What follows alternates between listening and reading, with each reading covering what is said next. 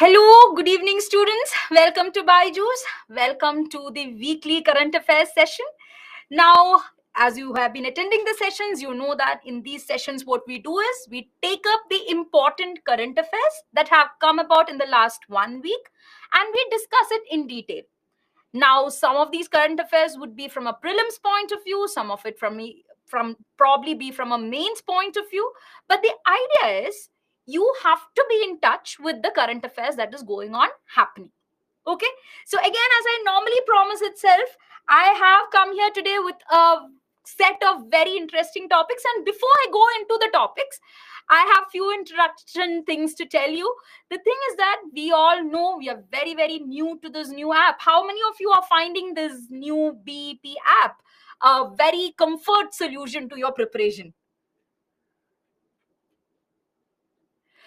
Perfect. So now when we come over here, I can see all your responses. See, now the thing is that this BEP app has been even put together so that all your content requirements, all your test requirements, whatever videos you need to watch, everything is together at one single place. Now, those who are very new to the session, I would just tell you, see, when it comes to this, you have your certain parts or you have a certain introductory pathway to get into the BEP app. First, you can either give your mobile number or the registered email ID, whichever is there. And in these registered email ID, once you log in, you can get into the BEP app. Once you get into the Byju's Exam Prep app, you have several slots over there where you have to choose the course that you have taken. And in our case, this is going to be IAS. So once you choose IAS, then you have a further option, which is IAS English or IAS Hindi. You can choose that next. And after that, when you get into, you will see two screens based on what course you've joined for. Now, I know some of you have joined for your BHLP or your home learning program and some others for your tablet learning program. If you've joined for the tablet learning program, what you will be seeing is that in this case, you will have a screen which has something written as home over the side. Now, when you click on to the home button over there, you will start seeing the certain, the videos which are listed for you, the videos which are there in the tab for you. Now, if you belong to the Byju's home learning program, then you would see something called as My Classroom on the side. And once you click over there, whatever classes are live for you at this point will be available to you. Now, what I find as the beauty of this app is that every other thing that you need for your preparation is at one point. You don't have to waste any time searching for any other content around or looking for in the several portals in your email and so on. Everything is at one point. So from a student's perspective, I do think this is actually very, very convenient. You'll get all your study materials, your unit tests, your webinars, and all your tablet videos together. Now, as we go into the session, as I have always promised you guys, here we are with 5 new very interesting topics. Now, these topics become interesting and I'll tell you why. See, these topics have been in news. So again, that becomes important from a UPSC perspective. But beyond that, see, in all my previous sessions, I've had students asking me, how do I manage to write the notes of current affairs? Is there any method whereby which I can compress my notes? So the topics I have chosen today are important from two perspectives. One is the fact that it's important from an UPSC perspective. And second, through these topics, I'm actually going to show you how you can maintain clear-cut notes for these topics. Okay, so I'm hoping this is going to be something very productive for you. Just take a look at all the 5 topics. We have something called as the importance of Rajya Sabha. And I have a question for you. Why has Rajya Sabha become important in the recent times? So again, Rajya Sabha has always been important, but why are we discussing about it right now? And I have a clue for you. It's something related to the topic that we discussed in the last weekly current affairs. There are, if let me see how many of you can recollect the point there. Next, coming into scrapping the decade old Coffee Act. Now, you must be thinking, why is this so important? Now, let me tell you from a UPSC perspective, this is a gold mine. Trust me, you are going to get prelims questions based on this topic, based on several angles of this topic, and it gets very interesting in that perspective. The third topic, Arab Spring. Yes, now it gives you the feeling of something very nice over here, but then there are some issues that we have to discuss. This is basically an IR topic, an international relations topic, and the relevance of it has come about in a lot of aspects. So in your essays, in your ethics, in your international relations, in all these aspects, this topic is going to be relevant. Coming to the fourth topic, the Panama Papers.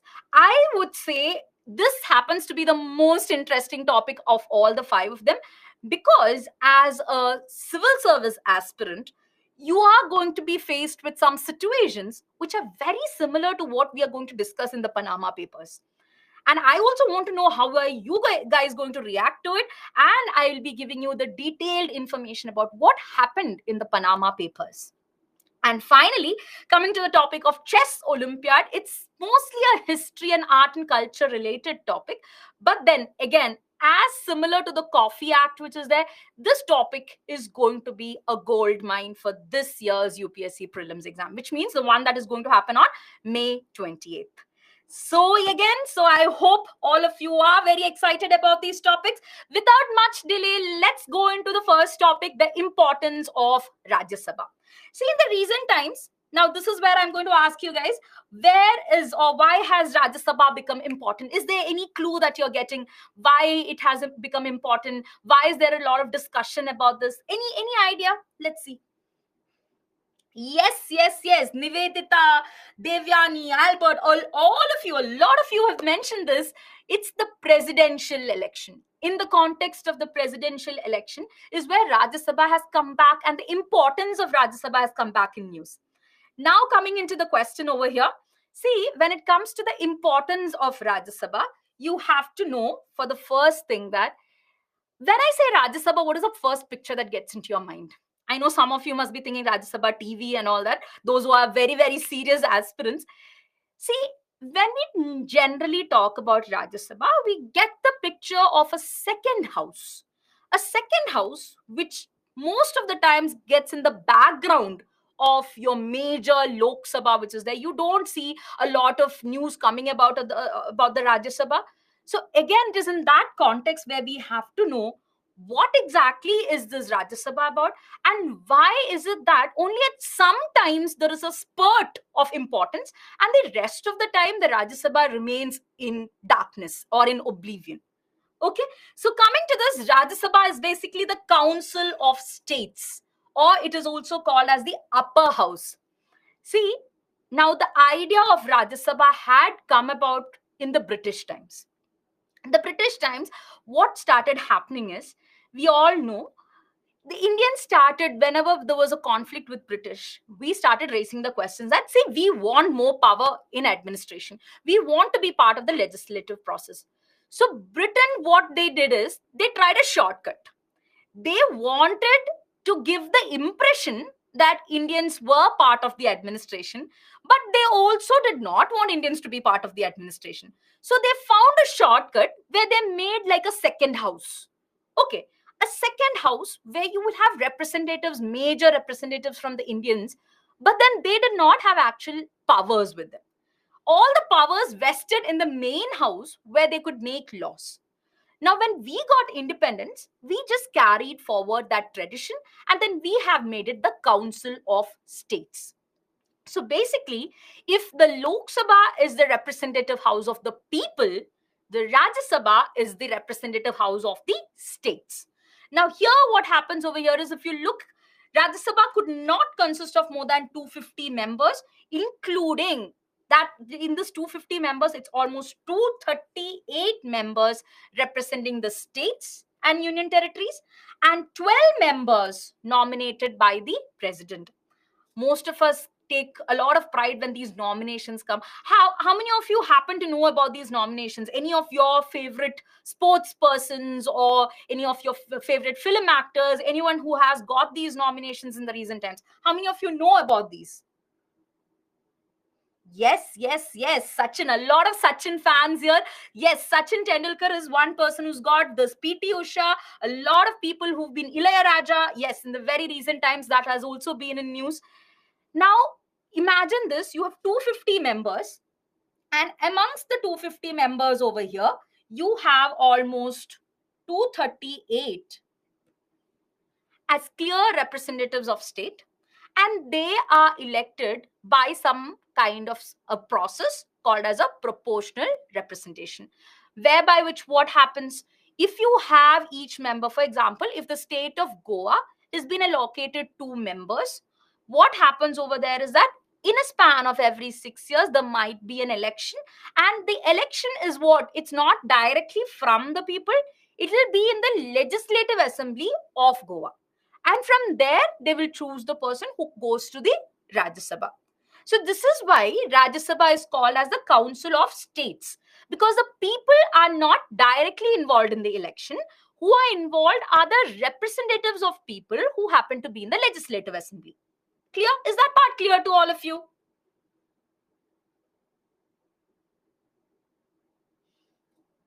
Yes. Okay. Now coming on to this part over here. So in every, for example, even in Lok Sabha, we have 2 members who are going to be nominated, who are going to have a certain nomination category. In the Rajya Sabha, you have that as 12 members. Okay. Now the 12 members are nominated by the president. They can come from any field which is there. Can be sports, arts, cinema, whatever is the field, they should have shown some kind of a proficiency in those fields, and they get nominated over here. Okay, now you have to understand, and the third point is the most trickiest point you have to understand here. Rajya Sabha is a permanent body. What does that mean? I mean, what is the idea of permanent? See, the Rajya Sabha will never get dissolved altogether. How so? In the case of Lok Sabha, a government gets elected for 5 years. After 5 years, the entire Sabha is dissolved, and then there are fresh elections happening. In the Rajya Sabha, on the contrary, what happens is it's not dissolution of the Rajya Sabha which is there. If there are, for example, 250 members in the House, time and again, after every six years, some of the members retire and go, some others remain over there. Now you must be wondering, how is that? The thing is that initially when the Rajya Sabha came, and it was there right after the independence, what happened is the Rajya Sabha came and they decided that Rajya Sabha should be a continuing house. It shouldn't get dissolved altogether, because there should be some house in play if the Lok Sabha, for example, the Lok Sabha got dissolved and somehow elections could not be conducted. So at that point, there should be some body of governance in the country, right? So they wanted Rajya Sabha to be a continuing body. So what happened is, in the initial Rajya Sabha, they selected few people, almost 250, 200 people they selected.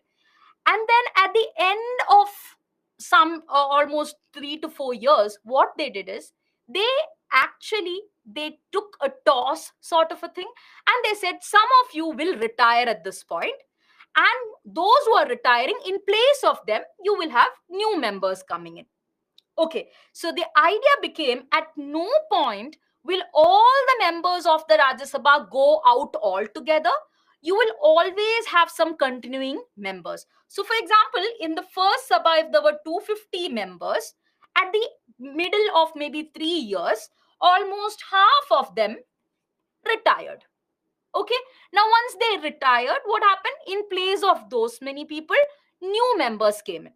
Now when those members came in, they had an entire term of 6 years. Barring that first Rajya Sabha, all the other members who joined Rajya Sabha will have a term of 6 years. Okay, so what happens is, 1/3 of the members, they will retire every second year and are replaced by new members. And this is an ongoing process, and this is why you constantly hear Rajya Sabha elections happening also, because after one group retires, there is another group that has to get elected. Okay, so every member is elected for a term of 6 years. They will be completing their 6 years, but the thing is that before them itself there would have been someone who retires, so in that post someone else would come in. Is this concept clear to you? Because this is what makes Rajya Sabha so unique. Rajya Sabha will never get dissolved. Is this concept clear to all of you? Sri Lakshmi says yes, Manushi says yes, yes, yes, yes. See a lot of responses from you saying yes, so I hope that is clear. Now again, you must be wondering, this is actually, with all the features of it, it is actually a very important body. It seems like a very important body. Then why is it that it's not always having that same kind of an importance? We will get into it. Before that, one last point over here. The Vice President of India is the ex officio chairman of the Rajya Sabha. So you will see that whenever there is any discussions, you take on, switch on the Rajya Sabha TV, you will see the Vice President presiding over these sessions. Okay, now with this we go on to the actual,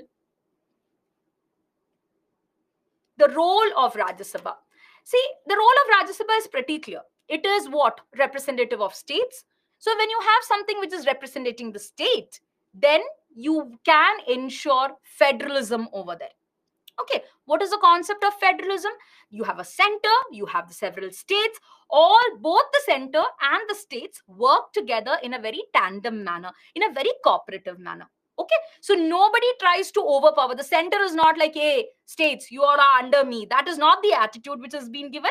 You have the center, they will take important decisions on some matters. The state will also take important decisions on some matters. So here is the importance of it, because if you have a council that is representing the states, it will ensure that this federal principle of our constitution remains intact. Next thing, it reduces hasty legislation and authoritarianism. Okay, hasty means fast, and hasty legislation means, just imagine, there's no Rajya Sabha. Okay, and you have to mind this also. Even when we initially were making the constitution, some of the members were like, why do we need Rajya Sabha? They are not going to do anything very valid, so why do we need Rajya Sabha? They are the ones that will delay the legislation. But then on the other side, the other group was like, no, no, no, they are not going to delay the legislation. They will ensure that the legislation happens in a proper manner with proper accountability. Think about this. Rajya Sabha is not there. Nobody, no other body is there to question any law which is made by the Lok Sabha. Only once the law has been made and it is put into practice, then only we as citizens can even take it to the court. Otherwise, there is no provision over there. So, in this context, when the law is made itself, if you have another body which says that, see, okay, we also want to discuss about the law, let's discuss this law in a proper manner and then only pass it.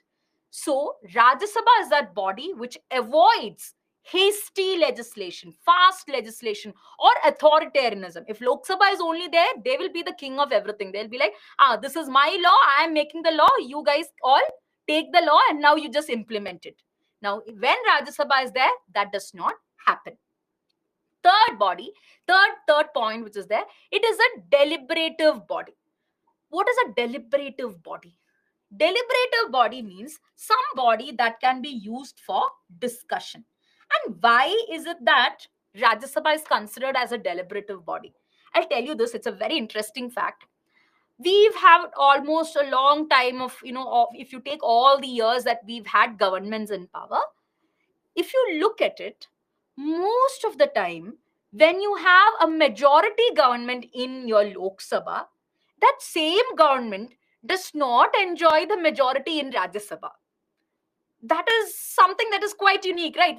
Why do they not enjoy majority over there? Any guesses as to why? We already studied about it.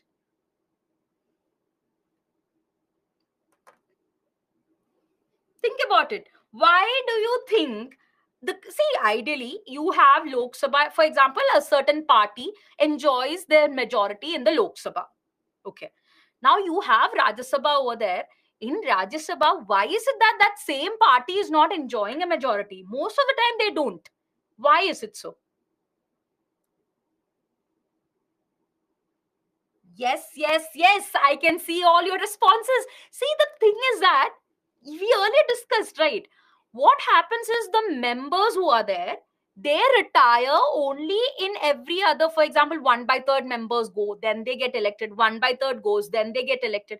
So, for example, if there is a Rajya Sabha that is being formed at any point of time, you will always see that they are a fine mixture and not like a majority of the government that is there.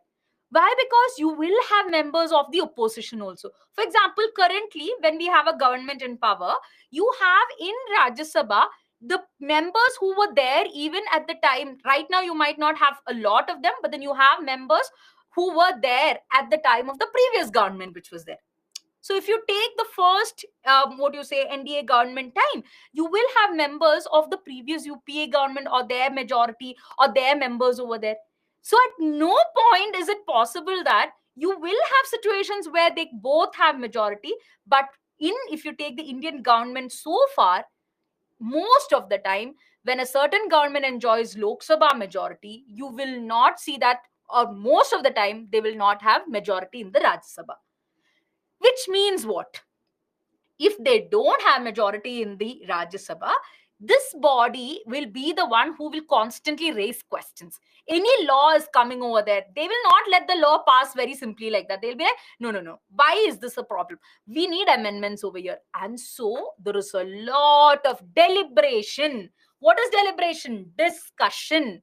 A lot of discussion happens on each of the law, and that is what makes Rajya Sabha a very, very important body at this point.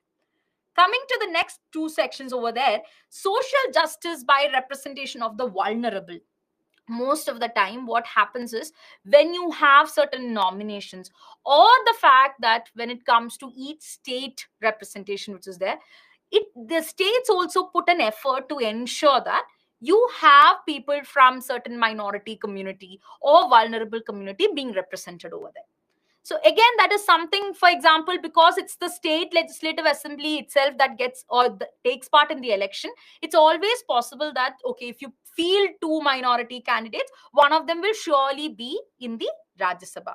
So this is like, if you look at it, social justice by representation of the vulnerable communities happens over here. And my final point is, Rajya Sabha is not simply like a body which is there. Rajya Sabha has very special powers also. Now, I'll tell you, when it comes to creating a new All India service, the bill has to start from the Rajya Sabha. Which means if tomorrow we want something called as maybe All India Judicial Service or All India some kind of a trade information service or something like that, it will, or that bill like saying that, okay, we need a new service, we have to start functioning of it, that will come from the Rajya Sabha.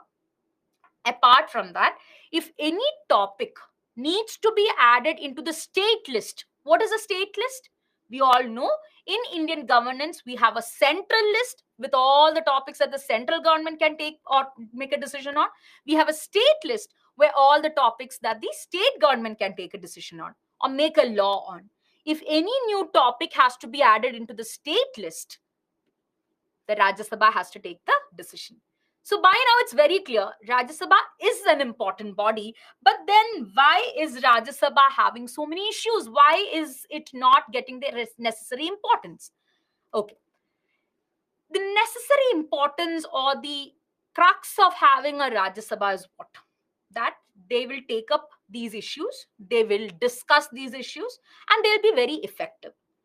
But unfortunately, in India, if you look at the past few years, the productivity of the Rajya Sabha is even lower than that of the Lok Sabha. When I'm saying productivity, what I mean is the amount of hours that they have proper discussions, the amount of legislations that they pass from their side, all of these put together, the Rajya Sabha performs at very mediocre productivity in comparison to Lok Sabha. So in that case, what has happened? the importance of Rajya Sabha has constantly been reduced. Coming to some other fundamental issues. First thing, unequal representation of the states. And this is a very ironic concept, guys. See, in Rajya Sabha, the representation of the states is based on the size and the population, which means smaller states like maybe Goa or Sikkim will have less number of members in comparison to bigger states like UP, Bihar, etc. Now, what is the issue over here? I want you guys to tell me, is there any issue with having something like this?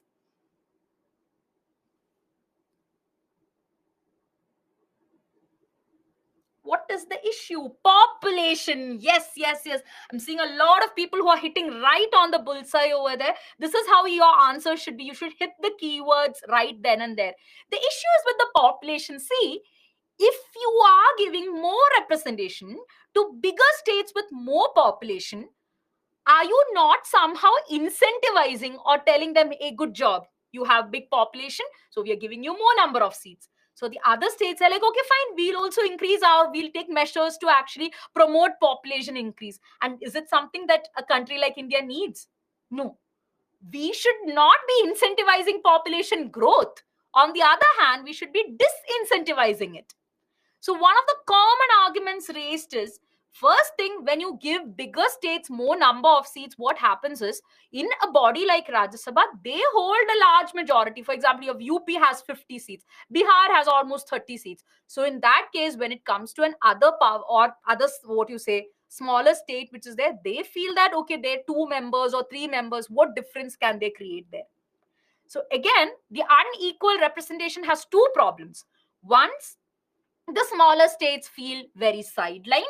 Second point is the fact that you're basically incentivizing your population growth. So this is not something that is very good for a deliberative body like Rajya Sabha. Coming to unequal powers with respect to Lok Sabha. Okay, now we just mentioned few of the important powers that the Rajya Sabha has, but on a large majority of the cases, what happens is Rajya Sabha does not have the necessary power. I'll give you one example. How many of you heard about the money bill? There is something called as money bill. Yes, yes, yes. Okay. Now, those who've not heard, in India, whenever you want anything related to your finances, or you need any new scheme, any new bill, anything related to money, and money is a very important factor, guys, for governance. So whenever you need something like that, you have to pass a bill called as your money bill. The details of it, obviously, you will study in polity, but for your understanding right now, so your money bill is concerned with certain finances of the government. Now, in the case of passing a money bill, and which is a one very important factor, your Lok Sabha has an upper hand. Meaning what? What is the upper hand that they have? See, ideally, how does a bill go? A bill can start from Rajya Sabha or Lok Sabha. The bill will be passed by that. They will be discussing about it. They will pass whichever house is it. They will pass it. They will pass it over to the other house. They will also discuss about it. Maybe if they have any changes, they'll be like, hey, please take it, create these changes. If they want to create the changes, they'll create the changes. They'll bring it back over here. And finally, both the houses pass the bill. In the first thing, in the case of money bill, Rajya Sabha cannot introduce it. Only Lok Sabha can introduce it. There itself, there is a little bit of inequality there. Once the Lok Sabha introduces it, now Lok Sabha introduced it, there's a lot of discussion on it, they are passing it, and then they give the bill to Rajya Sabha. Now Rajya Sabha can be like, okay, we have some issues with it. But then Lok Sabha will be like, you have issues with it or don't have issues with it. You can keep it for 14 days. After that, you have to send the bill back and the bill will stand passed. Don't you think this is clearly unequal? So Rajya Sabha is like, okay, we have some queries regarding this bill. You please change this. Lok Sabha is like, we'll think about it. So once they get the bill, they're like, okay, fine. We don't want to create these changes. In that case also, it cannot be questioned. So in the case of money bill, there is a clear inequality between your Lok Sabha, which is there, and the Rajya Sabha. And mind you, the money bill is one place where there's a lot of actual resources being exchanged. Now, do you also see how the government or any other whichever government is there, which is in majority in the Lok Sabha, they will be always concerned if anything is related to money itself, we will pass it like a money bill, because they don't want to go and discuss with the Rajya Sabha. If it's a normal bill, you have to have discussions. The Rajya Sabha will also have to pass it and all that. In this case, they're like, okay, well, let's pass it as money bill. So this is why, how many of you know a very famous bill that should not have been a money bill but was passed as a money bill? There's points for anyone who tells this.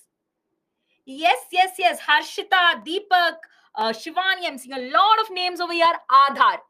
Aadhaar was a bill that ideally did not have all the qualities of a money bill.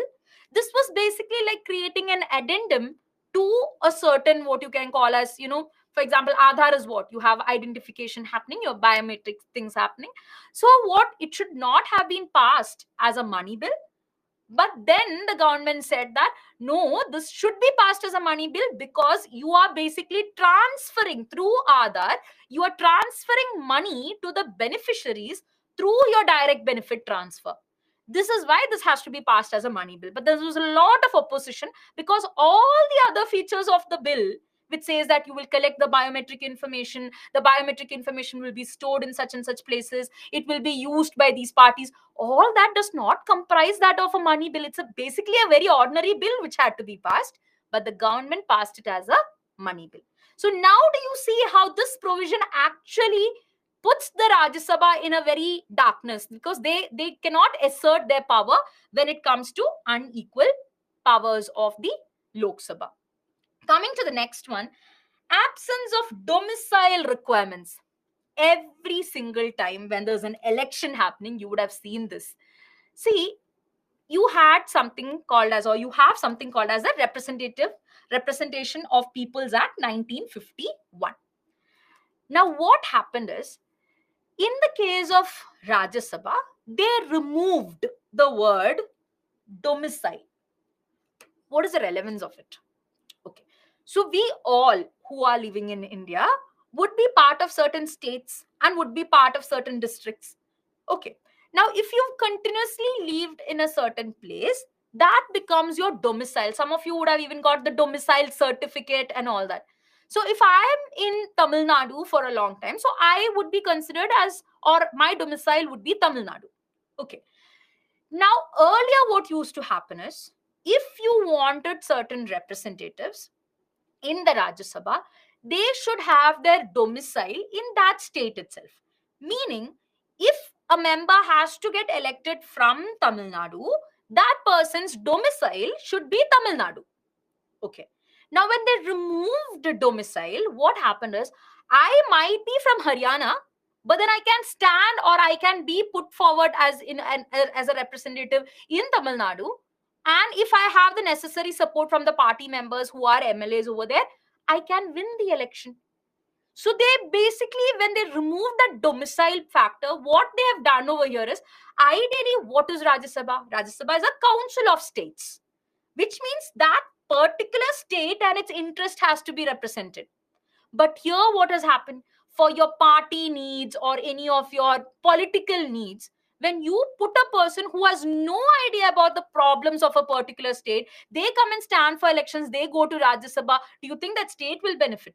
No, the state will not benefit, because they are not having much more clearer idea about what the issues of the state are. So again, this absence of domicile requirements has severely diluted the effectiveness of Rajya Sabha.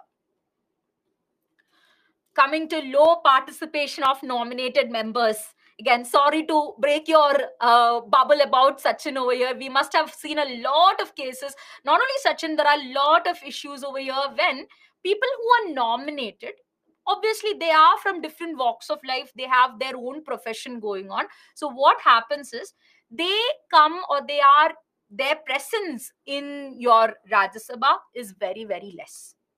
So, for example, if the Rajya Sabha was working for almost 319 days in a certain year, or even beyond that, you see representatives coming in maybe 20 days, and this is specifically the data had come about Sachin and some other members, and that is why the controversy was there. But again, this is actually a trend that you see for years, because the nominated members, again, they are not very concerned, nor are they aware of the issues of particular states or the states that they hail from, and they have their own commitments also. So what happens, this takes a backseat.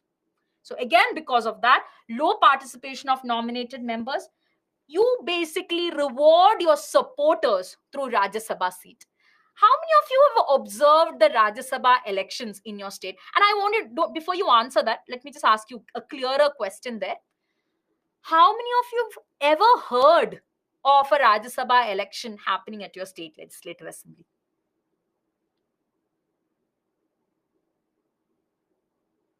That's what most of the answers are no over here. The reason is, most of the time the Rajya Sabha elections just happen side by side. There's not much of a commotion about it. There's not much news about it. It just happens along with it. So what happens is, in some states, and this is a very big reality, for example, in the earlier Rajya Sabha nomination in the sense that the whoever can stand for the election, one party would have been like, hey, I am fielding my candidate, you all please vote for him. The next time the other party will be like, okay, last time you fielded your candidate, now let's field ours. So what happens is, between the parties itself there is some negotiation, like, okay, fine, let's just field the candidates that are very convenient for both of us. So what happens over here is, your party supporters, any businessmen or media people who are actually favoring the government, they all find a prominence in Rajya Sabha, when actually those people who could do something, create a change in the Rajya Sabha or in the states, should have been going over there. So you are rewarding your supporters through Rajya Sabha seat. Finally, policy paralysis. And this is a word that I want you guys to use often. Rather than saying policy has failed or lack of implementation of policy, this is a very good administrative term to be used. Policy paralysis. Policy paralysis basically means that when you want to create a policy and when you want to see the implementation of the policy, in all of these levels, you will see that it happens at a very slow rate. Very, very slow rate. In the case of Rajya Sabha, what happens is, I'll tell you this, there was a Prevention of Corruption Act which they wanted to get passed in 1970 period. Okay. Rajya Sabha did not pass it. They kept on delaying it. Most of the time, what happens when the several different governments are in majority? For example, in the Lok Sabha, you have a government in majority, and they don't have majority in the Rajya Sabha, and you have the opposition over here. They, in the case of normal bills, they will use it for their own political needs. They will not see that, okay, this bill is actually for a larger good of the people. They will be like, okay, fine, let it be here. We are not passing it. We'll pass it as and when we want. So what happens over here is that policy gets paralyzed. Your policy does not happen. The policy, even the passing of the policy, takes a long time. Now, by any default, if the bill is even taken for discussion, you have certain committees over there, even in Rajya Sabha, like your, public accounts committee and all that normally are there. You have certain committees called as departmental standing committees. These departmental standing committees, which are formed on the side of the Rajya Sabha, they'll be like, we are discussing about it. And they will sit on the bill for 2 to 3 years. So again, because of all this, policy gets paralyzed. So now you're getting the gist. Why is it that Rajya Sabha remains in darkness for most of the time? Because of some structural problems of the Rajya Sabha itself. Now coming to our way forward. Before I discuss the way forward, I want to know from our future aspirants, do you guys have any way forward? How can we solve this problem out there? I want to have a discussion with you over here.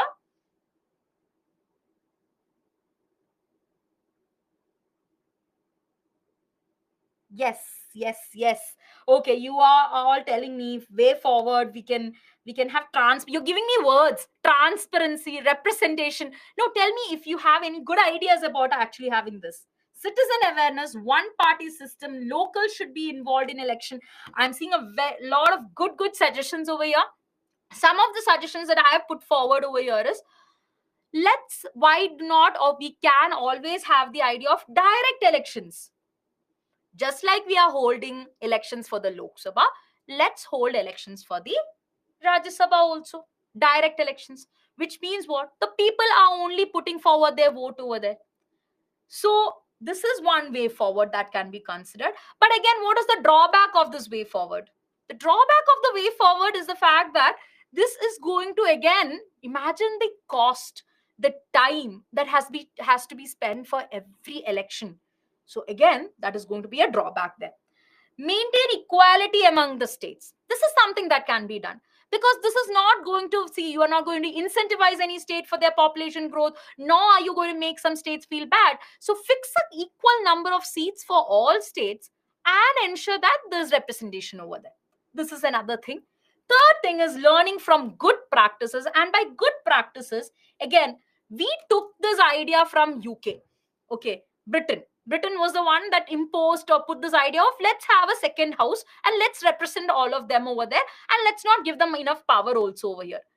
But now Britain has moved forward from there, and what Britain has done is, they call it the House of Lords. And in the House of Lords, to ensure that the appointments in the House of Lords are done in a very neutral manner, they have comprised an appointments committee. And the appointments committee, after reviewing the credentials of each candidate, they are the ones that will put forward the candidates for your House of Lords election. So one practice that we can also imbibe is, let's have some scrutinizing body before we field candidates for the Rajya Sabha elections. And finally, improve performance of its committees. You have several committees in the current Rajya Sabha which take, I'll tell you, the attendance of these committees are even as abysmal as 20%, which means when they hold meetings, even the basic minimum quorum just gets satisfied. So in those cases, these committees also have to be strengthened, and these are certain way forwards to improve the Rajya Sabha performance. Okay, now I hope this topic has been clear to you. Any doubts about this? Is this topic clear to you? If yes, you can just say that.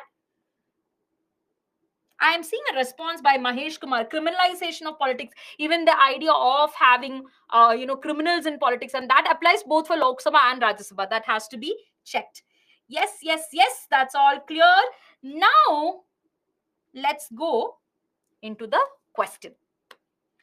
With reference to the Rajya Sabha, recently in the news, which of the following statements is or are correct? Now again, last time also you guys made a lot of careless mistakes where you just went and hit the option without even reading the question. So be careful over here. First statement is, the dissolution of Rajya Sabha takes place after every 6 years and is reconstituted after fresh elections. Second statement, the Vice President of India is the ex officio chairman of Rajya Sabha. There are these two statements. Take a time to read them. There are 4 options over here. Let me launch the poll.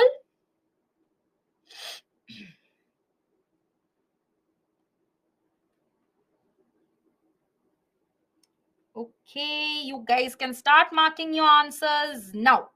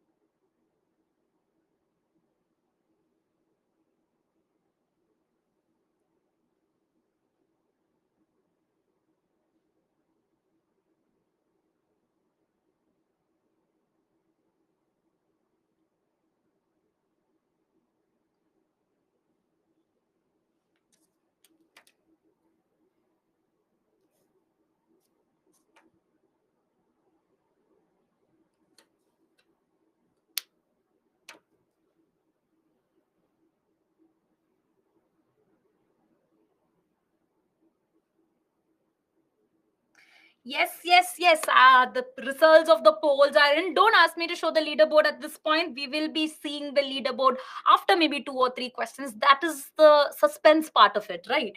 So I can see almost 85% of you have marked the right answer, which is option B. Okay. So again, what happens? What is the problem with the first thing? The dissolution of Rajya Sabha takes place after every 6 years. No, the Rajya Sabha does not get dissolved. That is the beauty of Rajya Sabha. It is a permanent body. The second statement is correct, and the answer is option B. In the meanwhile, I saw a very interesting suggestion from Nikhat. Yes, I believe that was the name. Nikhat had mentioned that in the case of Rajya Sabha, you should maybe have some sort of an exam or something, whereby which even young people who want to actually be part of the process of governance should be able to give that exam and be elected over there. I see the practicality of it. Let's put it out there. But then I do see the creativity in that suggestion. Very good one there. Very good suggestion over there. Now coming into the mains question. And here is where I want you guys to be focused on. If you had this topic, how would you have made the notes for it? Let me be very clear with you. This is a mains oriented topic more than a prelims oriented topic. You can have a short question on how to improve the working of Rajya Sabha and so on. So if you had to, and today after this class, if you're making a note or if you're making the notes already along with the class, your note should go like this. You shouldn't be putting in all these what you say factual details of 250 members, so many are nominated, so many are elected. That is all not needed, because it's a mains oriented note. You start off by saying what is Rajya Sabha. Rajya Sabha is an upper house which is there. Then you move on to the issues in a very clear manner. What are the solutions of it? And if at all any, because the powers of the Rajya Sabha you will study in polity. You don't need that as part of your notes again. Because it will be there in your mind. What you can list down is the different issues which are there and the way forwards. And the way forwards, don't restrict yourself to what we have discussed right now. Tomorrow, if you happen to see some other discussion where they're talking about two other points, what you should be doing is you should be adding those 2 points also into these issues or the way forward which is there. That is how you keep updating your notes. So you should have 1 page note about Rajya Sabha, its effectiveness and its powers. Is that clear? Now coming into this question over here, discuss the role of Rajya Sabha in Indian polity, provide some issues and challenges related to its function. Very simple question. The role of Rajya Sabha, you can easily talk about the different powers that we talked. Then we can talk about the issues and challenges. Very simple question. Now again, coming to the very important question I want to ask you guys. How many of you wrote last day's weekly current affair answer, which I had asked you all to write? Yes, yes, yes. Some of you are saying yes. I'm going to trust all of you guys, and I'm going to also trust the fact that you will continue writing this answer also, and be very sure that you also make a note for this topic. Now, moving on to the next, and I would say, trust me, if this year this question does come, and this is something that I've done even in the past, over the span of 1 year, I do predict certain questions which have a chance to come. And it was a very good surprise in the last year's exam. It did show up some of the science and tech questions which are there. Now, one prediction that I'm making for this year's exam is this related to coffee. A question related to coffee, it might be about the Coffee Act, it might be about the agriculture aspect of coffee. But then yes, coffee is going to be brewing in your exam. Now, the topic about scrapping the decades old Coffee Act. First of all, let's get to the context of it. We are having discussions where we want to actually replace the 80-year-old Coffee Act with a new Coffee Promotion and Development Bill 2022. And the discussions are going on. Now, before we go into the Coffee Act, we have to first know about coffee in India. Okay. Coffee in India, though we might not see it as a very prominent crop which is there, amazingly, you can see that India is one among the top 10 coffee producing countries of the world. And it produces almost 3% of the global output. So look at it, now we are producing only 3% of the global output, admitted. But then why is there so much attention towards Indian coffee? Now, the fact is, Indian coffee is known to be a very premium product. The coffee beans that come from India are generally discussed or judged to be very high quality coffee beans. So much so that even your major companies like your Starbucks and all do find a lot of takers of the Indian coffee beans. India mainly produces two types of coffee, which is your Arabica coffee and your Robusta coffee. Okay. Now, I know some of you would be out there asking, what is the difference between Arabica and Robusta? The only difference is in the kind of coffee beans which are there. Okay. So, Arabica, if you look at it, would be something which is slightly on a sweeter side, and Robusta is something which is on a bitter side. That is the only difference. But in the international market, both Arabica and Robusta coffee beans are considered to be very high quality products. If you look at the coffee producing states of India, look at the southern part. And I'm going to ask you a question after this, and I want to see how many of you are going to use your logic to answer this. See, if you look at the map over here, you will see a lot of southern states and some to the eastern side also producing coffee. And then you see your northeastern states also. But they're not so much as a major producer. You have mostly in the southern states. Okay. And I'll tell you one more thing. Out of the southern states, Karnataka happens to be not only out of the southern states, out of all the states in India, Karnataka happens to be the major producer of coffee, followed by Kerala and then Tamil Nadu. So you have all your three southern states forming a major part. Now let me ask you, why do you think southern states have more amount, or the coffee production is restricted to the southern states? Let's see your responses. Yes. Rainfall. There's a lot of discussion about the rainfall. See, coffee is a tropical crop. Okay. It does not need, for example, it needs a certain amount of rainfall, and the temperature shouldn't be over and beyond like 40 degree and all that. It should be somewhere in the span of 18 to 25 and little bit to 30 side also, but not beyond that. So coffee also requires very good filtered kind of a soil. You should have the soil mainly being able to aerate. And we know that in all these parts, you do see, because you have the Ghats, the Western Ghats and everything, you see the presence of certain mountainous soils, presence of certain laterite soil and all that. And these soils are considered to be having some kind of an airing quality. Airing means what? You must have seen some kind of soils when water falls into them, they all clump together, becomes like clay, right? But even when water falls, there are some kind of soils where the water easily flows in between them. It does not clump the soil together. Coffee needs that kind of a soil. Coffee needs that kind of a rainfall and temperature. And coffee is known famously to be a tropical product. So this is why you see the states much more closer to the tropics, having some kind, or much more closer to the equator side, having a more amount of production over here. Okay, so now coming to the reality of coffee in India. So coffee is a major good, and we contribute almost 3% of the global output. Now coming into Coffee Act 1942. See, in India, even before we realized this, if you look at the British people, they realized that, okay, spices, coffee. India is one very good place. We can extract the coffee from here. But what started happening is, due to several global phenomenon like your World War, your World War I, your World War II, the Great Depression which was happening and all that, it became very, very difficult to find good markets for coffee.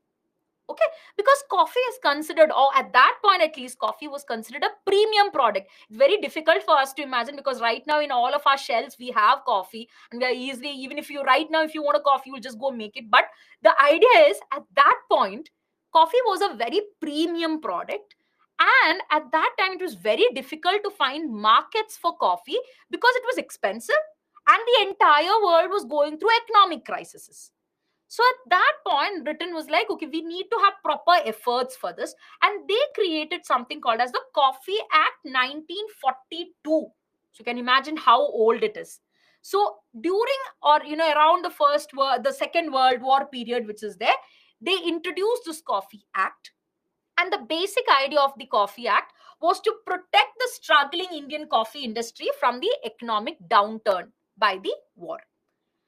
Now, the Coffee Act came into being, and because the Coffee Act was there, the government was like, see, Coffee Act, if it has to be properly functioning, we need something called as the Coffee Board. And they created the Coffee Board. Even right now, the Coffee Board exists. Can anyone tell me where the headquarters of the Coffee Board is? I don't Google, guys.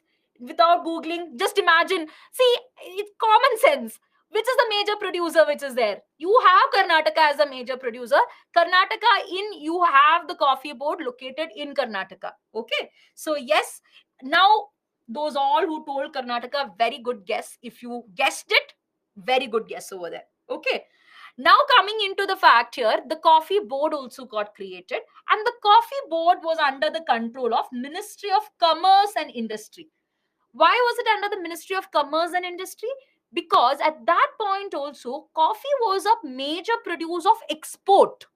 Okay, so most of your export oriented products happen to fall under this ministry which is there.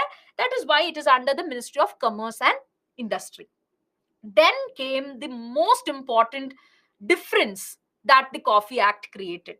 The Coffee Act introduced something called as the pooling system. Now, what was the pooling system?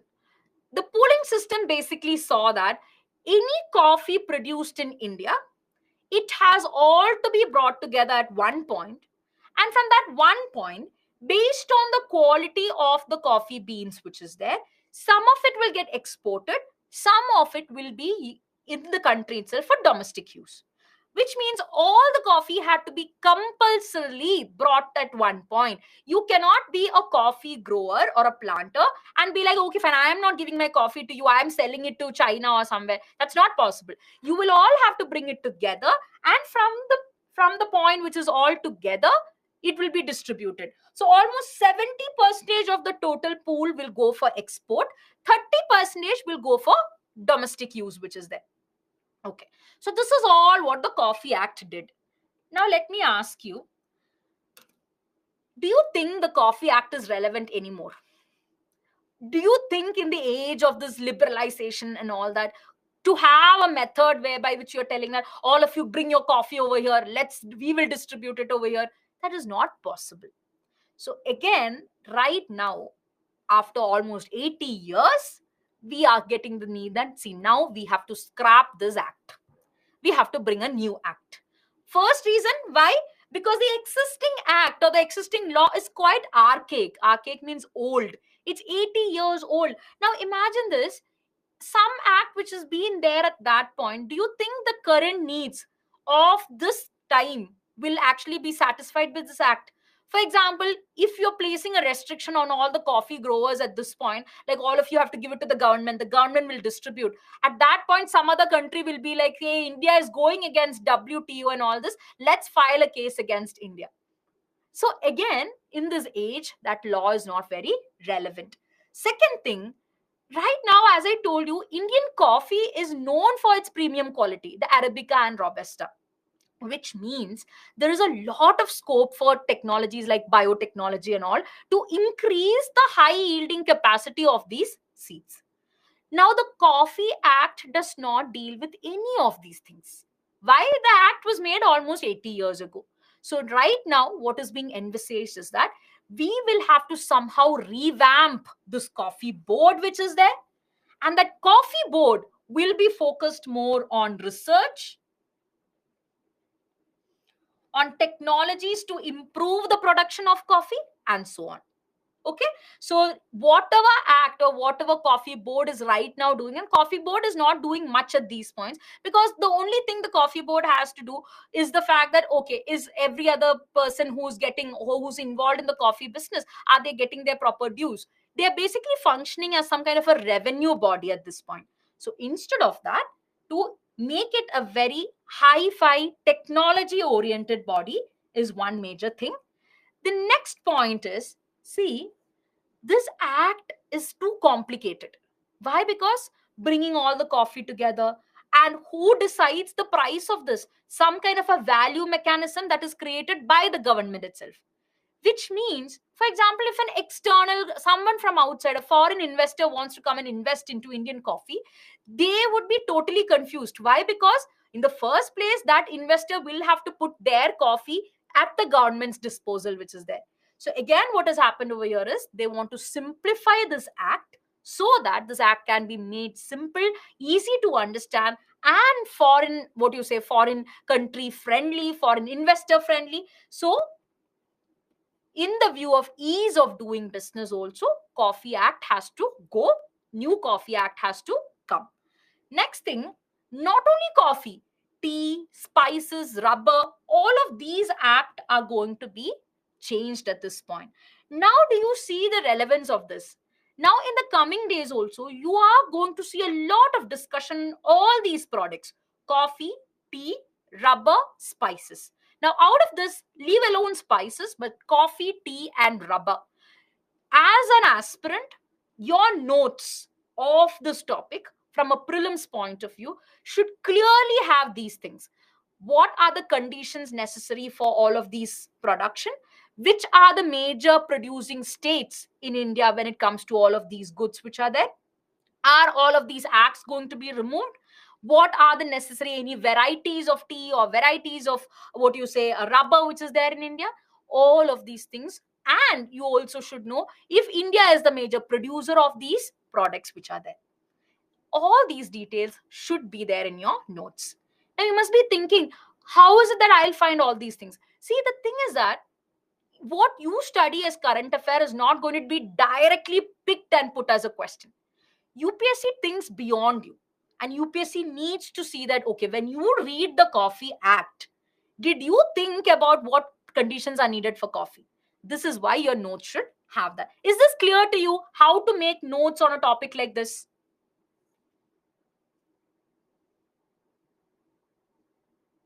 Yes, yes, yes. This is the kind of session that I wanted today, because I know a lot of you, if I, in these beginning stages of note making, if you don't do it properly, 6 months down the line you will be like, hey, I made current affair notes, but I don't remember any current affair, I don't know what I'll do for current affairs. That is why I thought we can go on this at this point. Now coming into, so because of all these reasons, we need to scrap the act. And after we scrap the act, we have to bring the new act, which is there, the Coffee Promotion and Development Bill 2022.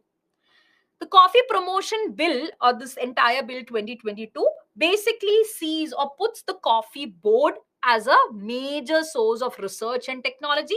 The mandate will be, or the mandate means the idea of the bill is to make the coffee board a major producer of research, extension services, and quality improvement. What is extension services? Right now, what are we seeing? We have coffee.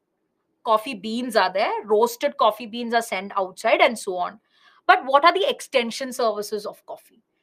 The Indian government can itself venture into some kind of a premium coffee powder which is there, right? Like for example, right now Starbucks is a brand, all of us want to go to Starbucks, take pictures. Imagine the kind of services that even a government body can do if they venture into marketing coffee in that manner. So again, these are the extension services. Rather than just producing coffee, you extend yourself to other fields also. So in all these aspects, the coffee board has to take an initiative, and the new act is going to give all these responsibilities to the coffee board. The next important thing is, coffee board is right now under what? Ministry of Commerce and Industry. Now the suggestion is, we have to shift it from Ministry of Commerce to Ministry of Agriculture, but that is just a suggestion. Only if the bill passes, that will be put into practice. Okay, why do you think we have to shift it into agriculture? See, the trade part of coffee we've already sorted. We are having good trade, we just have to improve on it. But the agriculture part of it, where we are trying to have more varieties of coffee, more improved varieties of coffee, that is what is lacking at this point. So the legislative members feel if coffee is put under, or the coffee new, the entire coffee board's functioning is put under the Ministry of Agriculture, maybe from an agriculture point of view or from a cropping point of view, coffee will improve. So these are the new suggestions that have come as part of the bill. It's a very small topic, but a very effective topic, I must tell you. Now, before I go into the question, I have something to share with you. And this is very interesting, guys. Okay. How did coffee come to India? Coffee certainly is not something that grew from here. It's not very indigenous. Coffee came to India. Okay. Now, ages ago, if you look at it, you had certain Gulf countries. You had Yemen, not Gulf, basically your African countries, which are like Yemen and all of these countries. They were the ones who were the major producers of coffee. And they always, what they did is, because they wanted to have that monopoly over coffee, always when they exported coffee, what they would do is they would send it out in a roasted form or a fried form or baked form. So, which means that you will not have the original coffee beans. Only if you, for example, if India is getting the original coffee beans, even India can be a producer of coffee, right? So, at this point, there was a Sufi saint called as Baba Budan. Baba Budan, you can pronounce it in any way, Baba Budan or Baba Budan, anyway. This Sufi saint who was going on traveling all around the world, when he reached these countries of Yemen and all that, he just carried with him 7 seeds of coffee. And this is a popular saying which is there. So he carried 7 seeds of coffee. He came to this part of India which is there, and basically he got settled at Chikmagalur. How many of you heard about Chikmagalur? Even if not on the front of coffee, as a tourist, what do you say, destination, most of you would have heard. So at Chikmagalur, he got settled and he cultivated these seeds over here, and the rest is history. And the coffee that we see can be traced back to there is one of the popular beliefs. So I found it really interesting. Like, imagine how everything led to this point where right now you have Karnataka as a major producer and India contributing almost 3% of the global output. But it all started from 7 seeds, which came from all the way from Yemen. Interesting, right? So I wanted to share it with you guys, and that is the thing that I had just told you. Now coming into, okay, can you repeat the place? Chikmagalur. Chikmagalur is the place. Now coming into the question, which, with reference to the Coffee Act of 1942, which was recently in the news, consider the following statements. The Coffee Act was introduced in order to protect the struggling Indian coffee industry. As per the provisions of the Act, the Coffee Board was established under the control of Ministry of Agriculture. With reference to Coffee Act 1942 is the question. Okay. Which of the statements above given or given above is or are correct? There are 4 options over here. I launched the poll right now. Guys, read the question properly, okay? Don't go and jump into conclusions, which I'm seeing a lot of you are jumping into conclusions here. Okay, you guys can start marking the answers now.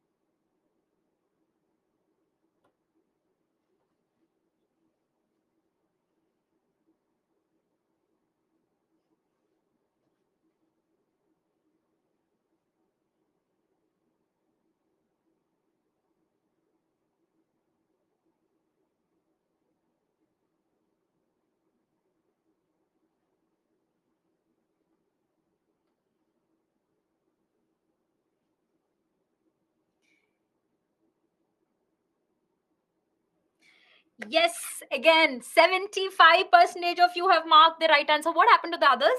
Where did you guys get confused? I told you several times to look at the question. No leaderboard at this point, guys. We will launch the leaderboard. Don't get too excited about it.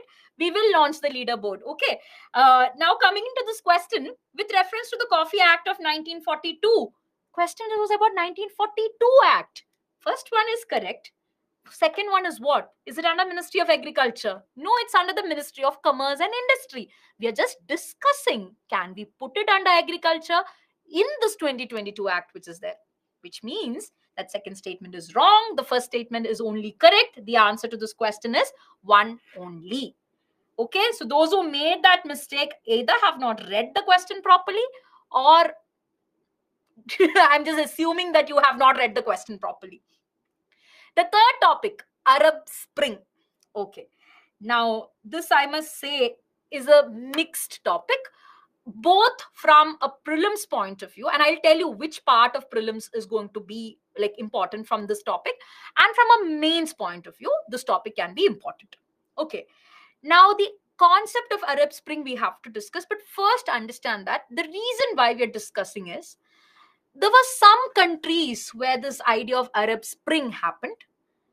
And right now, those countries have either fallen back into their older self, or they are having very bad political conditions over there.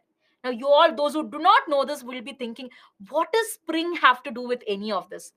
Let's take a flashback. We have to first go to the flashback, and then I'll tell you the context. What is the Arab Spring? Is the flashback.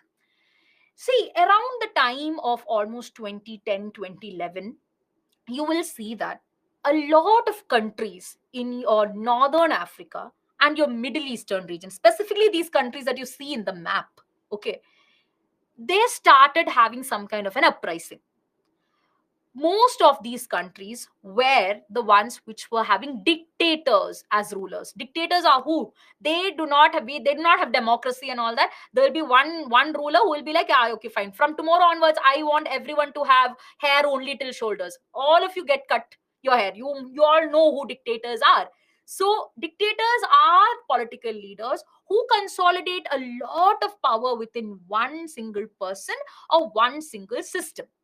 And most of these Arab countries over here were under dictator rules. And they have not been for 1 or 2 years. For several ages, they have been under dictators. For example, in a country like Tunisia, there was a dictator called as Ben Ali. Then there was Egypt, who had a dictator called as Hosni Mubarak. So all these countries were under dictators' rules. Now, slowly what started happening is, when the youth of these countries, for several years, they've been trying to have protest. But with the advent of social media, what started happening is, all these people who were having so much of dissatisfaction towards the government, they started actually connecting with each other over these social medias. That is one major thing. Second, to add to it, the young people of these countries started becoming more aware to the happenings of what was happening all around the world. They realized that they don't always have to live under these dictators. And just like that, what started happening is, in this country called as Tunisia, where is Tunisia over here? You will see the small country over here, Tunisia. In Tunisia, what started happening is, there was a small incident over there which involved a certain person. What happened is, he was asked to actually remove his certain produce from the market. He said he will not remove. And what happened is, went out to a full protest.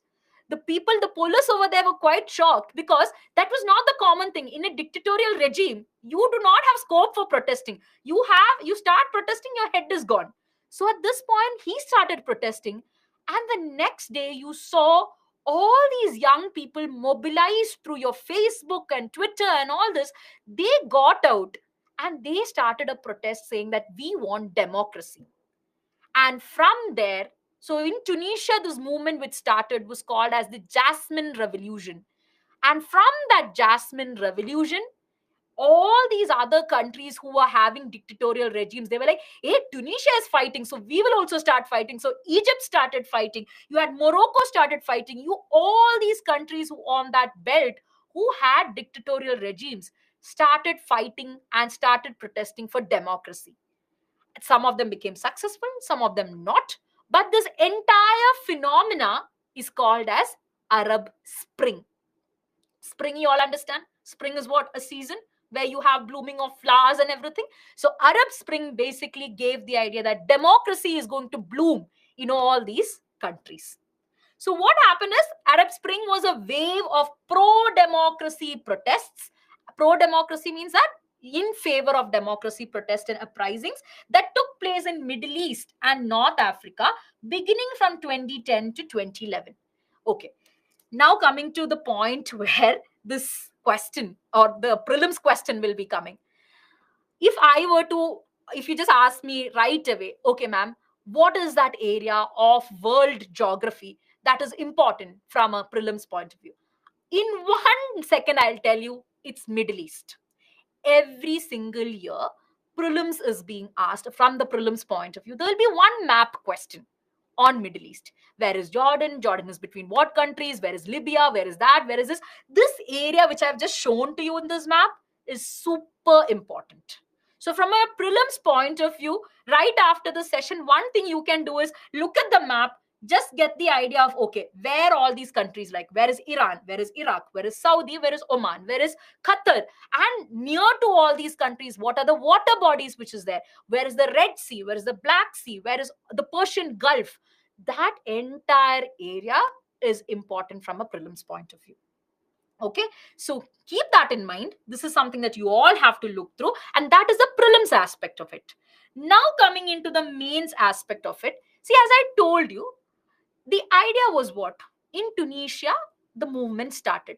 If someone asks you where did Arab Spring start from, it is from Tunisia, because Tunisia gave the idea that if we actually protest, we can bring down these dictators. So here what started happening is the Arab Spring protest started in Tunisia in 2010, which was there, and almost, what you say, by the end of 2014 and so on, this Ben Ali person who was a dictator, he got brought down.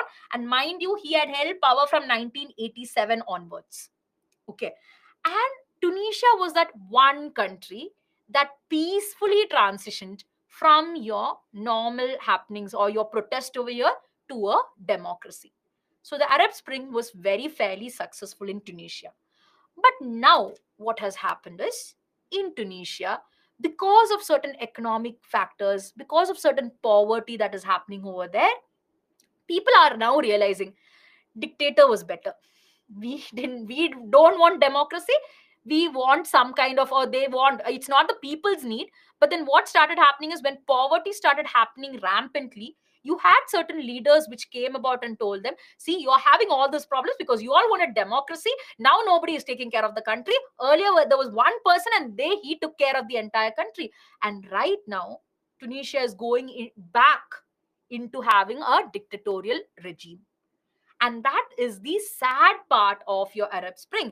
Coming to the question of what is going to be important from the mains perspective over here, you have to know as to why such a pro-democratic revolution became very successful. First thing is, it became successful because of the demography over there. I put a demographic time bomb, but then understand that the population in Arab countries more than doubled in between the time of 1975 to 2005. And amongst this, majority of them, if you look, are people from the younger age groups. So what happens is, when you have young people and they don't have proper employment and everything, they will start getting very, very upset. Okay, so what happens is, and these are all the causes of the Arab Spring which is there. Okay, not about the Tunisian condition. Tunisian condition has happened very recently, but the Arab Spring became very successful because of these things. There were young population who were dissatisfied. These dictators who were there, they were very old people who did not know what to do with these young people over there, how to deal. The fact is, it's a very funny thing. The police of Tunisia was so, they didn't even believe that people could be mobilized through social media. They thought it was just like a myth or some kind of a joke. So when all these protesters came over there, they were like, how did you all come together? Because when you have dictatorial regimes, what happens is, the first thing that cuts is the flow of information.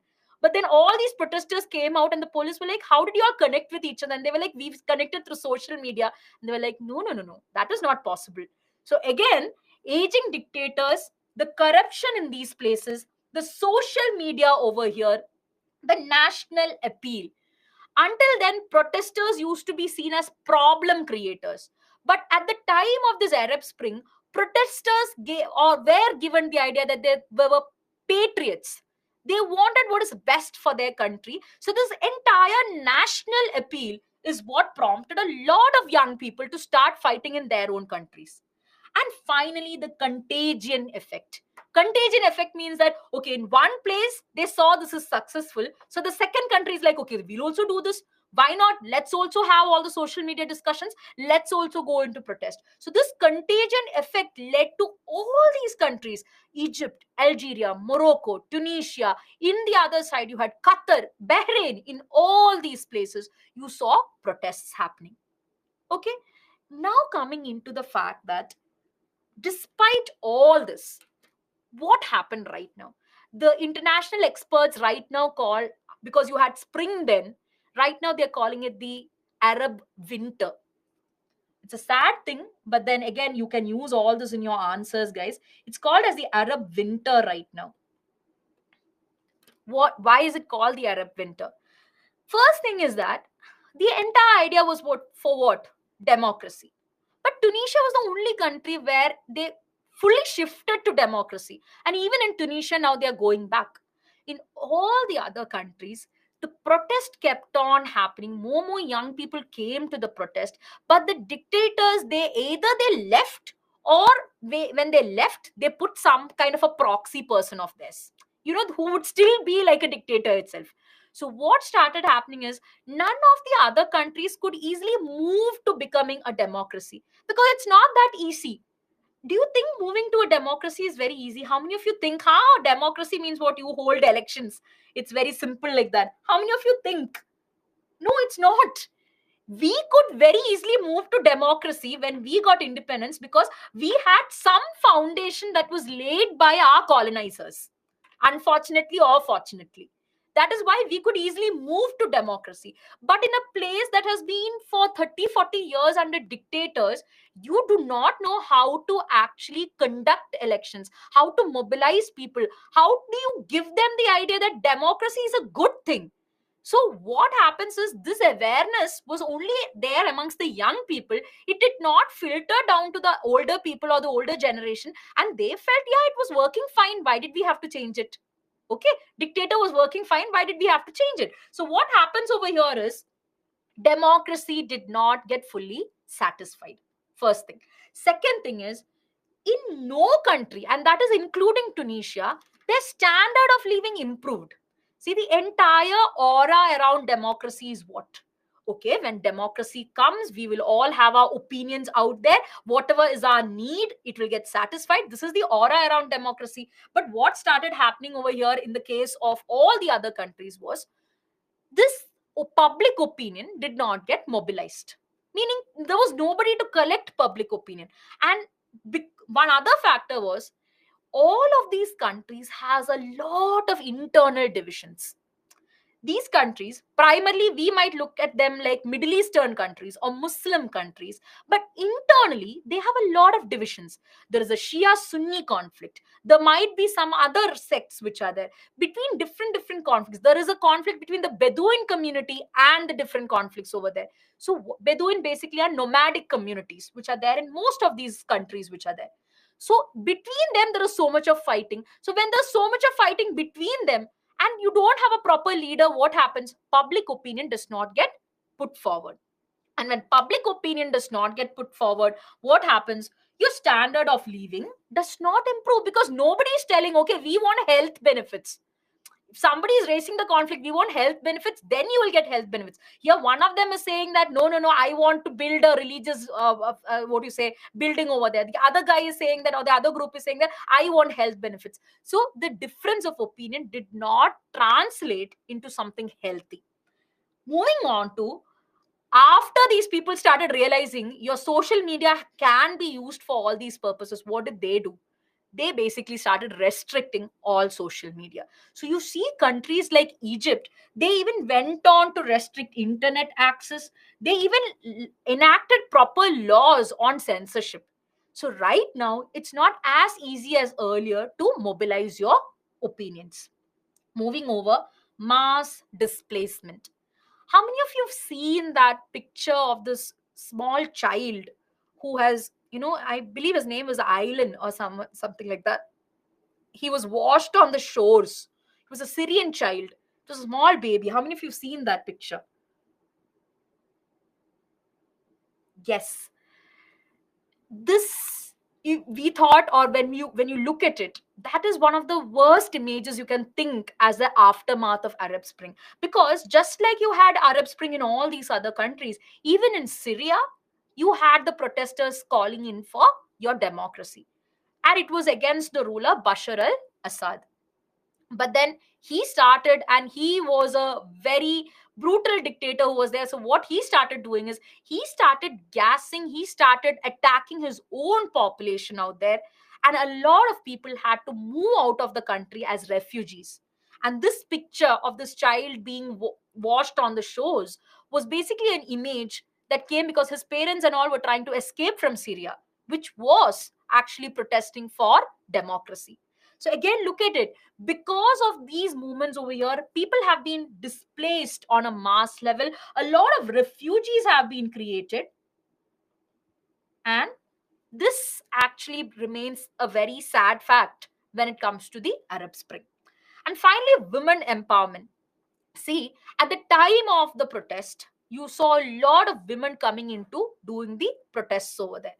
But right after, when the protest did not see the actual realization, the conditions on restricting the women, because primarily these are all conservative communities which are there, what started happening is, they're like, no, no, no, how can women be on social media? How can they go out and protest? So the conditions for women became extremely bad in these countries also. So, on the whole, if you look at it, what was supposed to be a very vibrant democratic movement has now turned on to be a very bad memory when it comes to the Arab Spring. And hence the name Arab Winter. What is winter? Winter is cold, dry, it's not vibrant. So, that is the term Arab Winter. Now, coming to how you can use this for your answers. See, any question which comes on social media, you can use the very fact that these people got mobilized as an example over there. And very generally, questions get asked on social media in your GS4 paper and in your essay paper. In fact, I even had the opportunity to see the essay of one of my students, where what they did is that when the question on social media was asked, they started off with this Arab Spring itself. Okay, so it gives the idea to the examiner that, okay, this is one of the most successful use of social media which is there. So this is one place you can use it. Okay, on the other hand, let me ask you, does this have any impact on India from an IR perspective? Let's see how many of you can think about that. Rather than telling me yes, yes, yes, you are expected to tell me, does, okay, if it has an impact, what is the impact? A lot of impact is there, guys. I'll tell you this. See, in the case of India, where is all this happening? This is happening in your Middle Eastern, your Gulf country region. A large part of Indian diaspora is over here. Okay, so it has a direct impact. Whenever there is some kind of a instability over there, it impacts on the community living over there. That is the first impact. Second impact, these countries are also, they might be not having democracy, but they have oil. Okay, they have oil, they have resources. So whenever there's a conflict over here, that also has an impact on India. But on the positive side, India was one country who could have clearly helped them to move into a path of democracy. But then it did not materialize. Why? Because that is a country's internal affairs. But in the future, India can think of a forum where, because India is considered to be that country, despite having so many differences. If your Arab countries have so many differences over there, in a country like India, imagine the number of different groups are there, and still we managed to do democracy in a pretty decent way. So we could mobilize conditions like this. Whenever any country needs the help to move into a democracy, India can help them in these processes. India can exchange researches on these things. India can do something like this. So that is the impact of this over there. But The direct impact is clearly on the diaspora and on the economy. So from an IR point of view, that is the impact of Arab Spring. Is this topic clear to all of you? Yes, yes, yes. Okay, yes. Can see all your answers there. Very simple question, guys. I know it's a simple question. See, the thing is that my idea is not to suffocate you with a very difficult questions. I just want you guys to feel like, okay, I've understood the topic. I know the major question which comes, and the question that I normally put over here is basically the one that can come in from a UPSC point of view also. So looking at over here, what is the question?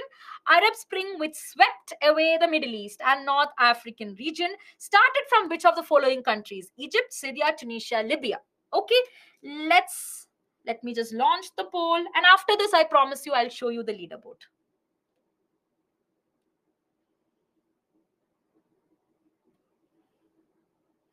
Okay, you guys can start marking your answers now.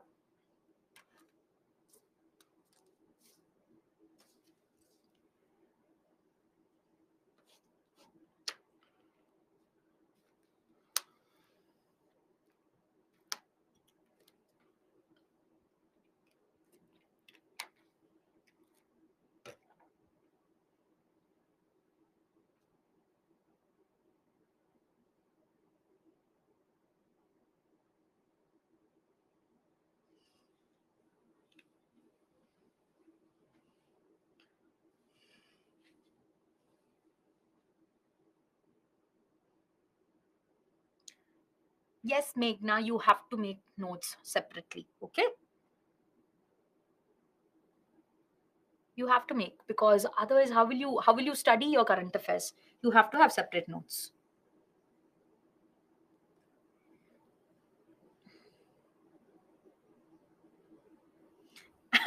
Oh, almost 90% of you, someone had predicted that in the comments over here. 90% of you have marked the right answer, which is option C. It is Tunisia. So I will show the leaderboard right now, guys. Okay, you guys can see the leaderboard. Let's see. I'm not going to read out any names. Normally the conflict happens when I read out the names, so you all can see for yourself the names which are over here. Yes, yes, yes, I'm seeing a lot of names actually. Yes, good job, guys. Good job there. Okay, I hope you all have seen the leaderboard. Now, as we move further, the next topic. And the next topic, I want all of you to be on your toes, because I want some opinions from your side also. The next topic is about Panama Papers, the whistleblowers. Okay, now coming on to what all this means. There's a lot of words over here. See, the context, we'll get to it. You can just look at the context right now. A person named Mark McGannon has revealed himself as a whistleblower of Panama Papers, who provided almost 124,000 company records that constitute the Uber files. Okay, leave the context over there. We'll get back to the context, because right now it's not going to make any sense to you to read that context. Coming to, what is this Panama Papers? Okay, see, globally, there is a lot of data out there that we don't have access to. Okay, and who holds these data? Your government holds it, private companies have this. And these data, what happens is, every other financial transaction of the government, every other financial transaction that's happening in a corporate, they all have this data with them. Now, sometimes what happens is, when your companies or your countries, they get involved in some nasty business, or they try to do something very much illegal, there are documents even for that. Okay. Now coming into the question of this Panama Papers. You have a certain place called Panama. Okay. And Panama is known to be a tax haven. A tax haven. What is a tax haven? I think I've told you this even before. Tax haven is that country or a region, can be anything, is a place where your tax restrictions are minimal to zero. Which means, right now, if I want to start a company in India, I'll have to first get a license. After getting the license, I'll have to set up my company. And when I'm setting up my company, there'll be like a million taxes, like land tax, water tax, electricity tax, that tax, this. lot of taxes. But then you go to Panama, and Panama is basically a tax haven where they're like, see, you come and put your company over here. We are not going to tax you or anything.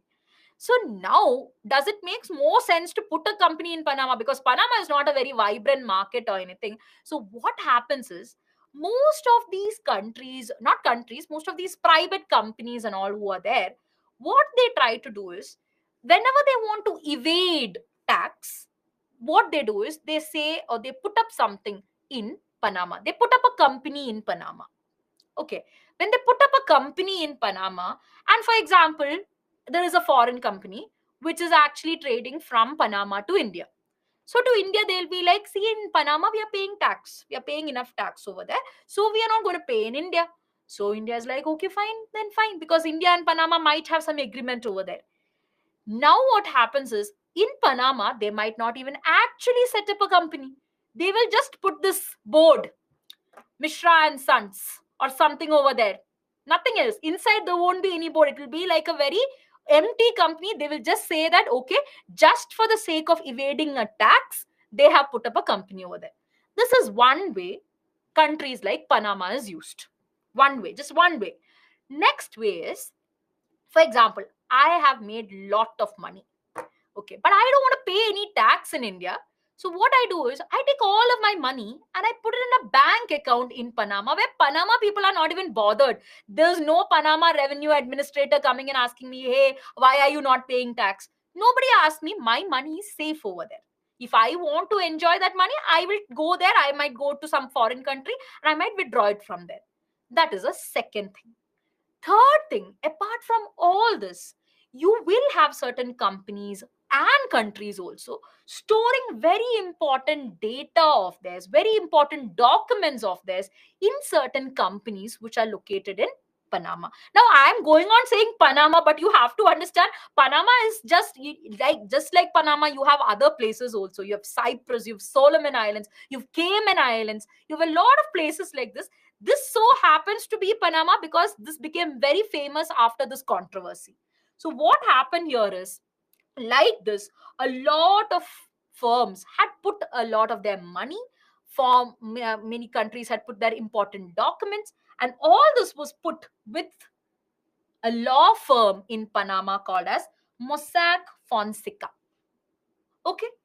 Now what happened from there is, from there, these documents got leaked. And when these documents got leaked and it was published on 3rd April 2016, what happened is, how many of you remember this? This was a major news. You saw a lot of information. How many of your Indian politicians and actors and all had money stocked over there? How many, what all was happening in each country regarding their democracy? How many of you remember this? I won't blame you if you guys don't remember, because at that point you would not have even thought of preparing for UPSC, and you would have been like, somebody is having money, why should I bother? So yes, but again, all this was happening. So what happened is, these Panama papers got leaked. And do you think this is like some water leak? No, somebody would have leaked it so that it goes out into the world. And you saw that it involved almost 400 journalists from different worldwide news outlets, coordinated by the International Consortium of Investigative Journalists in Washington. They all came together and they put it out into the media. And all these details, for example, all the illegal activities that were conducted by companies, countries, all the different offshore accounts. Offshore means what? An account that you don't hold in your country but in a separate other country. Sorry. All the offshore accounts of several account holders, they were leaked. And then what happened is, along with all this, something else also got leaked, and that was called as the Uber files. Okay, so all I can see, some of you are saying what you say, your Amitabh Bachchan, Abhishek Bachchan, their details, Nawaz Sharif, all of their details got leaked. That was all happening on the side. Along with it, one other thing also got leaked, which was called as the Uber files. So all in all, what happened is, this Mossack Fonseca law firm, whoever were their clients, whatever secret information they had, all this came out into the media. Along with this, the Uber files also came out. And the Uber files was basically a cache means storage unit of almost 1,24,000 internal emails, text messages, and documents which were inside the company, or which was happening inside the company Uber. Okay. Now, the fact is, the trail of this, I'll just tell you, it's like a very investigative story which is there. What basically happened is, there was a person who was working in Uber, and this company went on to becoming it was a very small startup in Silicon Valley. Within a span of 5 6 years, they went on to become a worldwide phenomenon. Every other country had Uber going on. They became extremely high valued. So now the question comes, how did this happen? And behind it was a very dirty trail of how wherever Uber wanted to set up their government, or not government, wherever Uber wanted to set up their firm, they were involved in very, very brutal, corrupt practices. People who were not agreeing to their corrupt practices, they used their power and money to remove them from their post. In every single country, Uber had a trail of actually doing very much illegal activities. And it doesn't end there. It's not even the fact that they raised money in this manner. They also went on. How many of you remember around the same time, around 2016-15 time, there was a case of a rape committed by an Uber driver? How many of you remember this?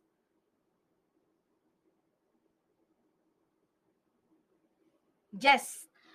Now, in these documents which got leaked, it showed, like, obviously when the company comes out and says like, okay, we are extremely sorry for all this, but inside the company it was even seen that people made fun of this incident. And this is not your normal workers who are doing this. It's your higher level management who have exchanged emails talking about how it could be the fault of the person who traveled, or the driver who maybe they did not check their background properly. Uber India was to be put at fault, and they were like, we don't have anything to do with this. So every single activity which Uber has been doing in several countries was based on creating some kind of a lobby, creating some kind of a corrupt practice. All that came out along with the Panama Papers. Okay.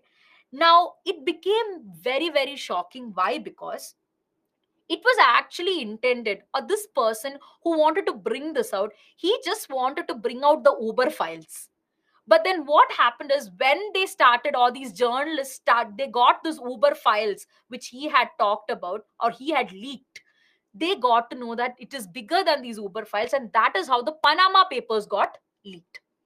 Now, coming into the question, why are we even talking about this right now? The reason why we are talking about this right now is, very recently, this person who had whistle blown, and that is the key word over here, who had whistle blown on these Panama Papers or the Uber files, which is there, he came out. Until now, he was very anonymous. He was known by the name John Doe. Right now, he came out and he gave an interview in his actual name. Okay, now it's been years after this, but now it has increased the attention on this activity called as whistleblowing. What is whistleblowing? Whistleblowing means what? When you run a race, something like that, your PT teacher would have been like whistle. They would have blown a whistle when some kind of a foul or anything happens. In a football match, you would have seen that, right? So something illegal is happening and someone blows the whistle out there. So similarly, when something bad or illegal happens in a government agency or in a company, you can actually blow the whistle on it. You can give out the details of it. And this activity is called as whistleblowing. Is this concept clear to you at this point?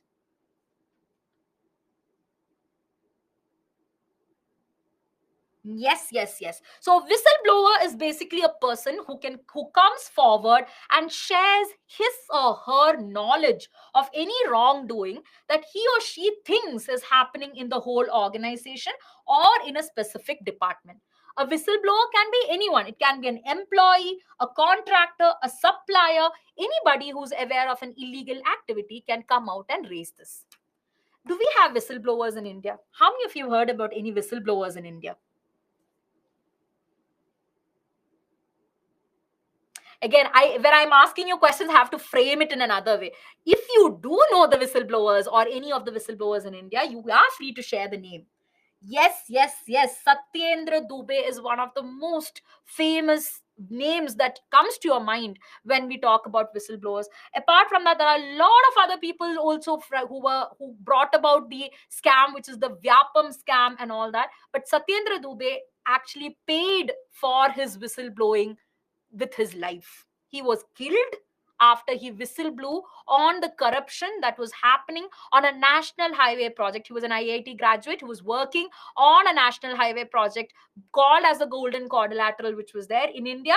And he wrote a letter directly to the Prime Minister saying about the corrupt activities over there. Within few months, he was actually killed. Okay, so this brings about the question about whistleblowing in India.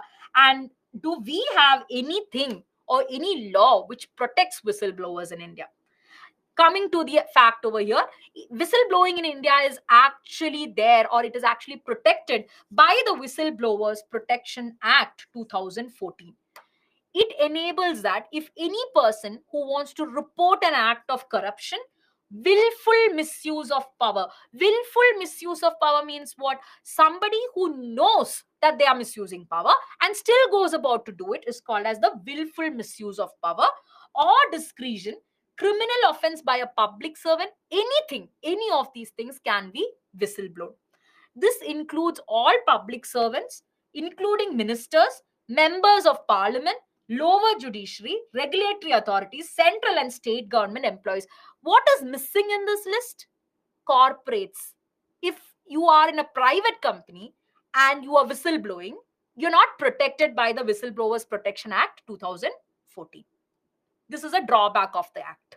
Okay, so here it involves all the public. For example, if you're in a government body and you see something is going wrong, you are or you can blow the whistle on it. Some other thing is that when you raise a complaint, it has to include the identity of the complaint. You cannot give an anonymous tip like, okay, I think there is some corruption happening over there. That is not possible. You have to give your name. And it also ensures that if at all anybody is making any false complaint, there is penalty for it. These are some of the major tenets of the Whistleblowing Act in India. Now, we tried improving on this act through another amendment which is there, but that did not go as planned. So that act is there. Right now, it is a Whistleblower Protection Act 2014. Now, I have a question to you guys. Do you find any problem with this act? Do you think this act is doing its job at this point? First drawback, I already told you. There is no, if you are in a private company and there is some illegal activity, you blow the whistle on it, you will just lose your job and sit at home. Nobody is going to come and protect you by the Whistleblower Protection Act. That is the first drawback. Second thing, any other issue? Yes, a lot of you are saying about the anonymity factor. Yes, see, in this case, they tried ensuring anonymity. You have to put your name in the complaint, but then it has also ensured that only if it is necessary, that even your department head will know about the name. So the complaint will be confidential. The other thing is, see, they have said there is penalty for making false complaints. Now, don't you think in India anything can be turned around and misconstrued as a false complaint where even the whistleblower will finally have to give money there to them? On the other hand, if there's a penalty over here for false complaint, is there any penalty for attacking a whistleblower? In India, most of the time, whistleblowers, people who blow the whistle, they either are killed or they get somehow maligned, and they lose their job, they lose their reputation, they are severely harmed in some way or the other. Is there any way that the whistleblower is protected in some other way? They're saying they're protecting it, but here even so much so as their name does not get protected in a proper manner. So again, the question over here comes, is the whistleblower safe in India? As far as these act goes and the incidences that are there, we can say that maybe it is not so safe. This act needs to be improved. Now coming to my question to all of you. And this is something I'm very interested to know because UPSC was already interested to know this. In the case of, for example, you saw people blowing the whistle on Uber. Previously, people, even a very famous person called as Edward Snowden, has blown the whistle on your American national surveillance agency which is there. He went on and said that a government is looking at all of you. It's not just terrorists and all that they're looking. Government is looking at all of your phones, all of your social media accounts. He went on and blew the whistle on the national surveillance agency, using their resources to actually invade the privacy of people. So all this has happened. Now, you are an aspiring civil servant. So I just want to know, you are in service, okay, and you are seeing something very, very illegal happening. There's a lot of money that is being used for corrupt activities. All your seniors and your juniors are involved in this. Will you blow the whistle? Do you think it is right to blow the whistle while you are in the service? This is what I want to know. And don't give me yes or no answers. I just want to know. This is, again, every time I ask you a question, I feel like, okay, I should have modified that question. It is the right, a lot of you do think it is the right thing to do, it is the right thing to do, it's the right thing to do. I just put a different aspect over here. Okay, now you don't know if it's corrupt or not. You are part of the organization, and you're part of a very serious organization, maybe like a security agency. Okay, and you are seeing that some of the data is being used for some kind of a surveillance activity. Will you go about and blow the whistle on this activity? Why? Because see, this is actually bothering the security of the country. Okay, if you let this out, the country's security will also be at stake, and you have evidence for it, but the country's security will be at stake. In this point of view, which one will you choose?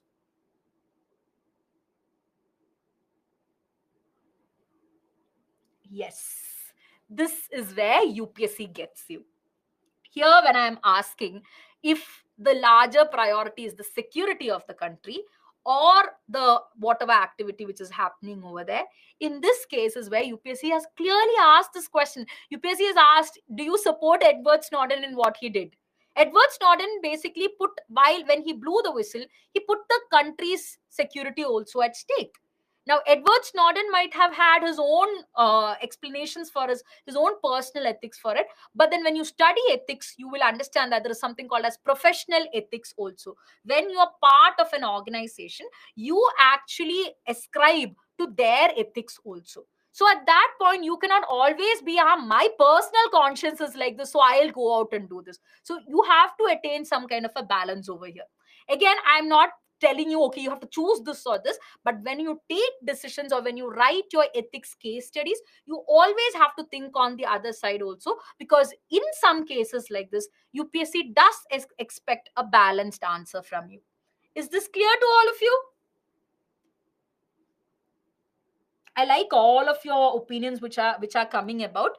Okay, so now coming into, before I go into this, how many of you identify this person over here who we've seen in the picture?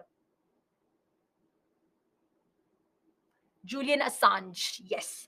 Julian Assange is basically one of the founders of this company called as WikiLeaks. He is the one who actually set the trend on to giving out this whistleblowing, and it is actually something that impacts the entire world. So when WikiLeaks came out, you saw, okay, some of the countries which were having democratic principles were rigging their elections. People were paying to rig the elections. All these information came out when Julian Assange blew the whistle at that point. But again, Julian Assange is right now, Edward Snowden, all of them are facing the issue of them not having proper security, them moving from one country to another, each country saying that they have to be extorted in one place or the other.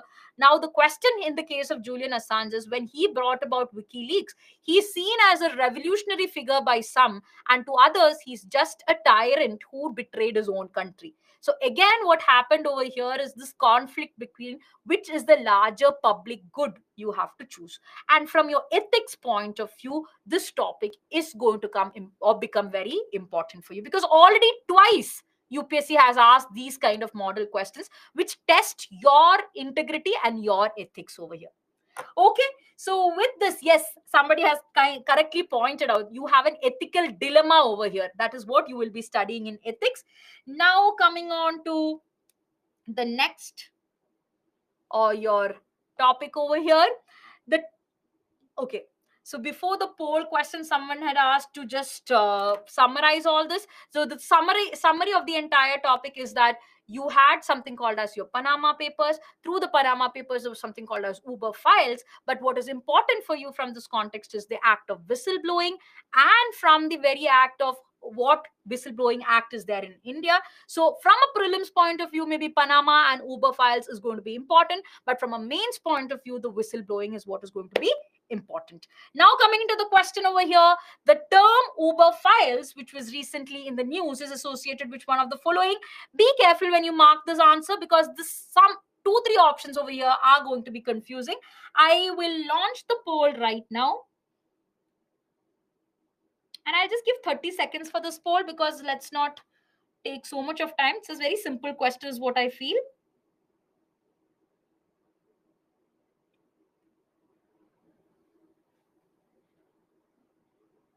Okay, you guys are free to mark your answers now.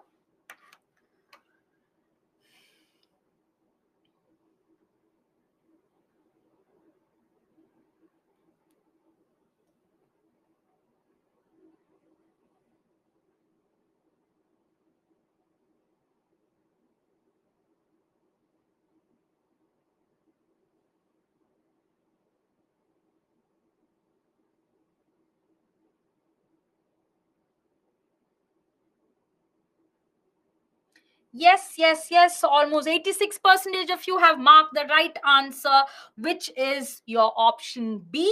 The leak of confidential documents is what. So I was thinking some of you might get confused with that C option, which is there, because it's not a cyber attack. It is basically leaking of the papers deliberately, which is over there. So again, good job, guys.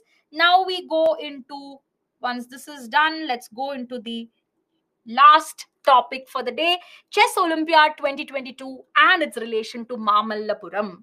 Now, again, I would say, see, when it comes to UPSC history, ancient history part, you see certain kingdoms always keep getting, like, it gets repeatedly asked in the paper. And one such is your South kingdoms, which are there, the Chola, Chera, Pallava, Pandya, all these kingdoms which are there, it keeps getting repeatedly asked and not direct questions. Again, because this is happening in the news, the architecture of this field, the art of this field, all will become important for your next prelim. So these topics that I'm telling are important. Please maintain a separate list of it or something, because in the course of 1 year you should be able to recollect, okay, this was important, I need to go and revise this. Okay, now coming on to the context of this, you will see that the 44th Chess Olympiad is basically happening at Mamallapuram, which is there in Tamil Nadu, and it was chosen by the International Chess Federation to actually host this over here. Now, the point over here comes is that Mamallapuram is otherwise also famous from a lot of aspects, and some of the aspects of this is Mamallapuram is basically a United Nations or UNESCO World Heritage Site. From UPSC point of view, you should be knowing the several World Heritage sites that we have. And I'll suggest this to you today itself. Those who are interested can go about and do this. Always, when you study these kind of things, try using the map method. So, for example, if you take up which are the different World Heritage sites in India, what you can do is get a map. Okay, get a free map which is there, not the one which is already having anything. We used to do this in schools, right? We used to get a free map which is having all the states. You look at the list of World Heritage sites. For example, if they're saying Mamallapuram in Tamil Nadu, you mark it over there. You study the World Heritage sites by marking it in the map. It's very interesting, guys. A lot of things can be made very much fun and interactive and very good by doing it in this manner. Try learning the World Heritage sites on that aspect. Now, coming to Mamallapuram is otherwise also called as the Mahabalipuram, or the Seven Pagodas. The reason why it was called the Seven Pagodas is because, see, when you look at over here, earlier times, there used to be 7 major structures over here. Right now, 2 of them have what you said duplicate, like, it's destroyed in a manner. So you have 5 remaining structures. The name of 7 pagodas came when all the 7 temple structures were there. But then why pagodas? What is pagoda? Any idea what is pagoda?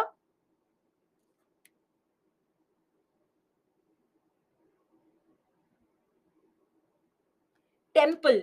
See, the thing is that when it comes to pagoda, this is a normal term that you don't hear in India. You see it mostly in your Southeast Asian countries or in China. These are the places where you hear the term pagoda.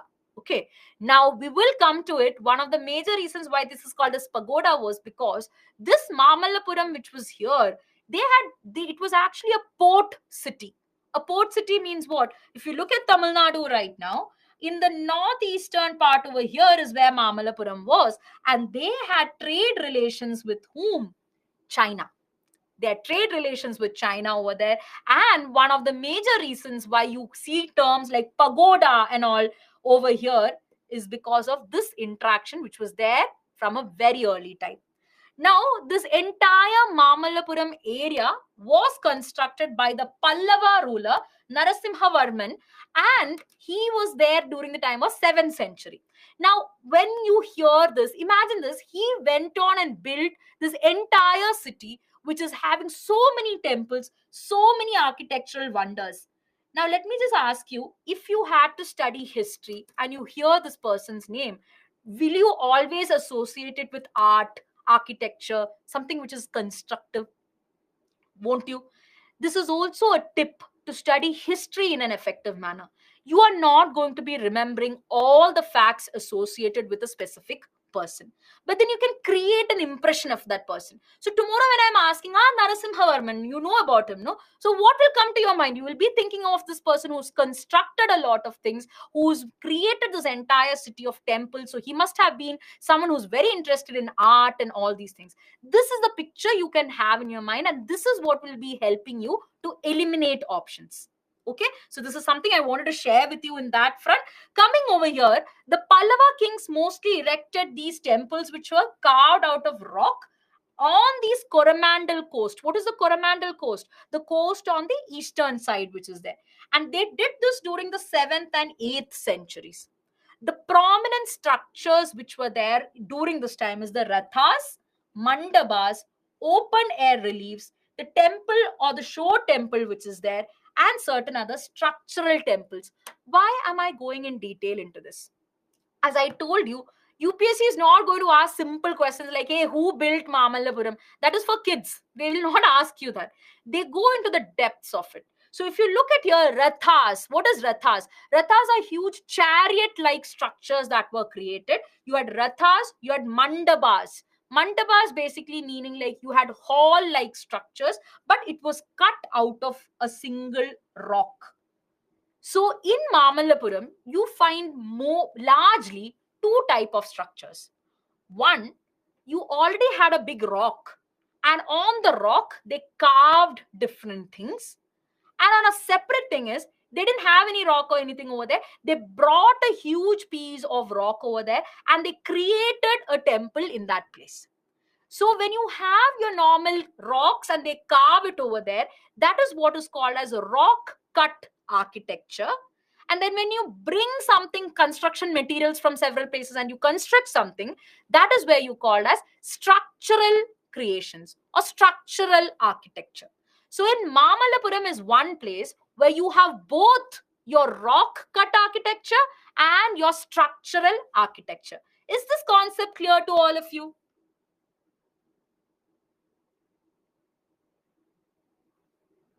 Yes. Okay. Now I'm going to show you some of these things over here. Look at the Ratha temple, which is there.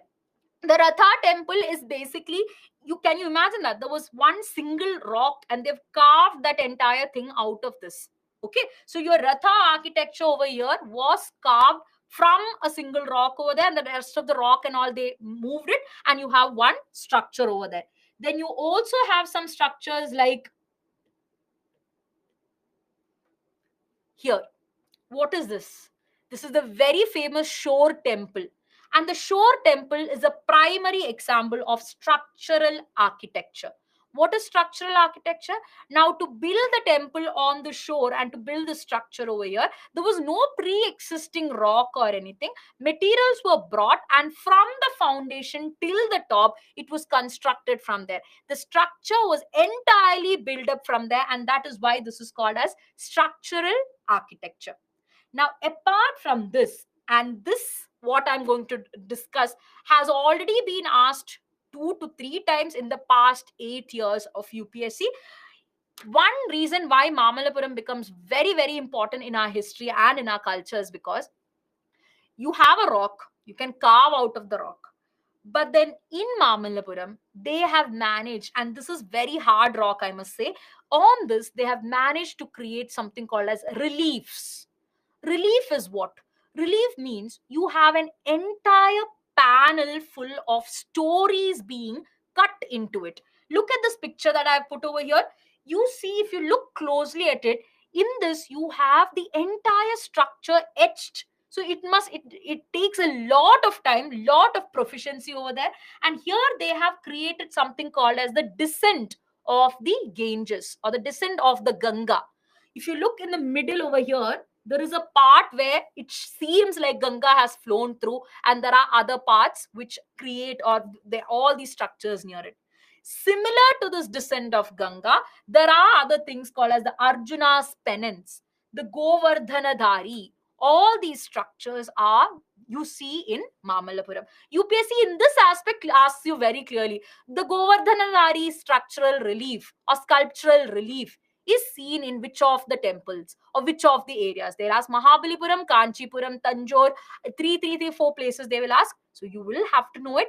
This is why this was shared. The major reason why I took up these topics today, and again, before I go into the poll, was because, see, UPSC has this very prominent trend where they are asking about port cities which are there, okay, which were earlier there. Mamallapuram was a very important port city which was there on the northeastern side of Tamil Nadu, and it has also become a cultural symbol which is there. That is why we have discussed this. You can expect questions on this.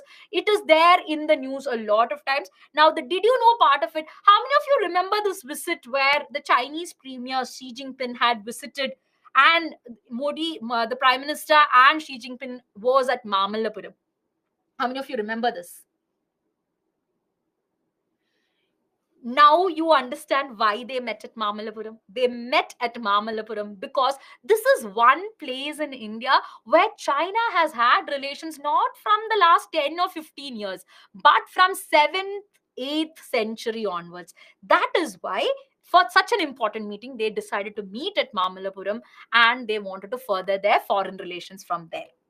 Clear? Is that point clear to all of you? Now let's go on to the poll question. Consider the following statements in relation to Mamallapuram recently seen in news. The International Chess Federation has chosen Mamallapuram in Tamil Nadu to host the 44th edition of the International Chess Olympiad. Also known as Mahabalipuram, it was celebrated. It was a celebrated Pallava port city on the Coromandel coast. There is no structural temple in Mamallapuram. I think it's a simple question. Which of the statements given above is correct? There are 4 options. Let me launch the poll for this. And after the poll, I will show you the leaderboard also. Okay, so let's mark these answers. Start marking, guys.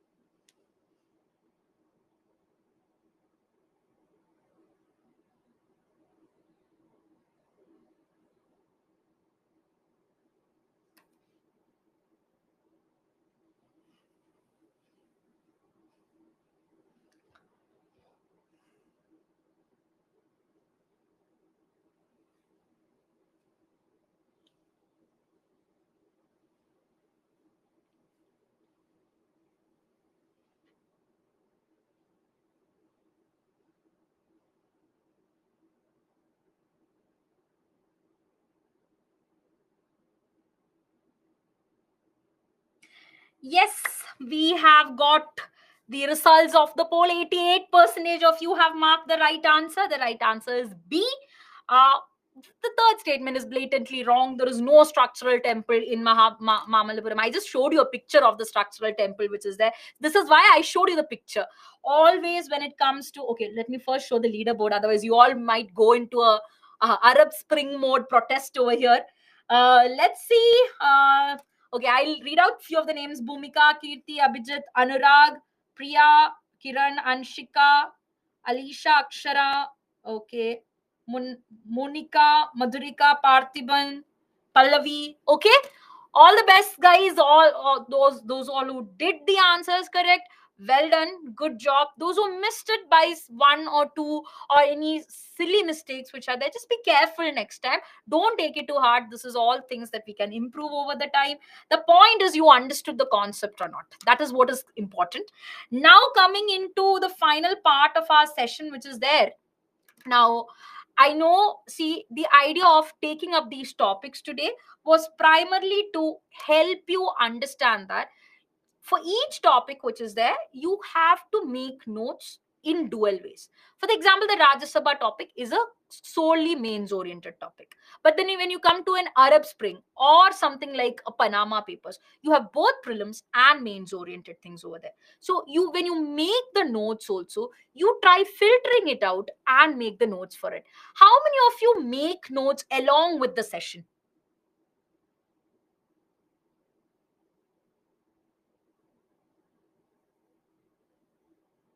Yes, I would always suggest to do that.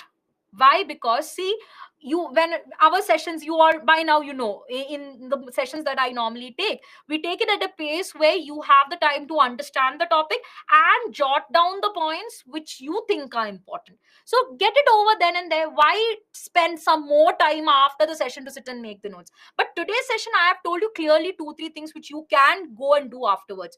One, look at that Middle Eastern side map in a proper manner, study that map in a good manner. Even the World Heritage sites, obviously you will study it in your normal portions also, but then it's always good to have that advantage, right, to go and learn it beforehand. So do the map thing also if you do feel it is going to be helpful for you. um, Let me see, now I have time to take up your queries. So again, I will see, what I keep telling you guys is, it's practically impossible to be taking a lot of queries because I know you guys are very, very curious and very, very inquisitive as it is. So I will be taking queries which are repeatedly asked. Okay, so don't take an offense with that or anything. It's not what you say, like, oh, I'll ask, take their query but not theirs, nothing like that. The ones that come onto the screen, I will be choose taking it up. Okay. um okay.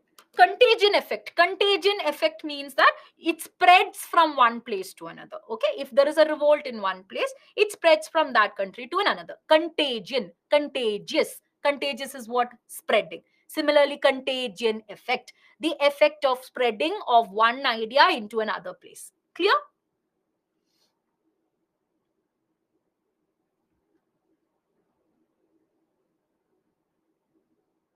Okay.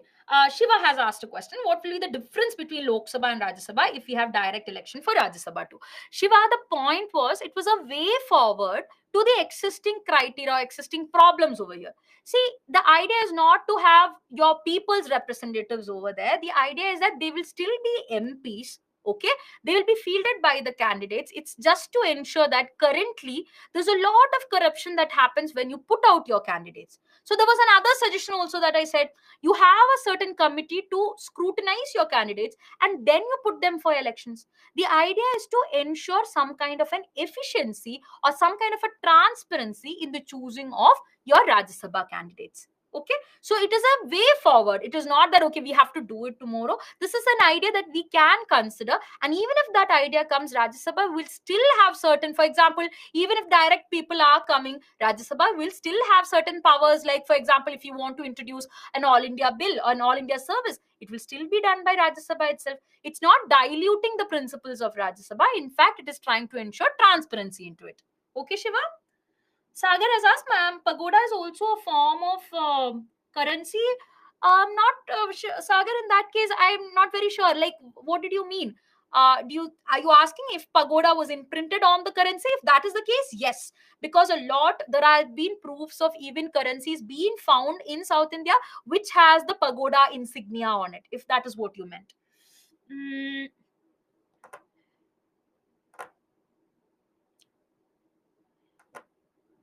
Discuss Mahabalipuram's architectural cultural significance. Durgesh, that was the entire topic. Mahabalipuram's architectural cultural significances. Mahabalipuram has all these architectural, 5 different types of architectural wonders. It was a port city. There was interaction with China.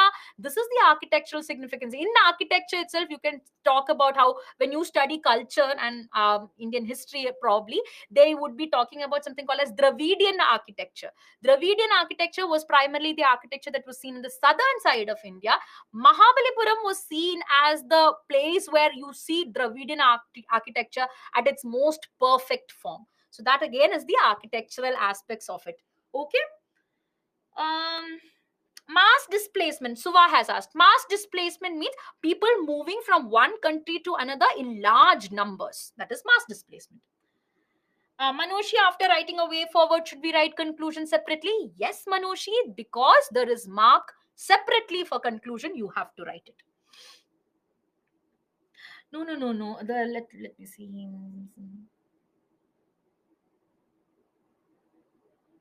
Panama is a place. Panama is a place, okay? It is a region which is there. Panama Papers just happens to get the name because it has originated from there, or the papers were leaked from there, okay, from a law firm over there. Yes, Arab Spring has originated in Tunisia. Yes, Himanshi.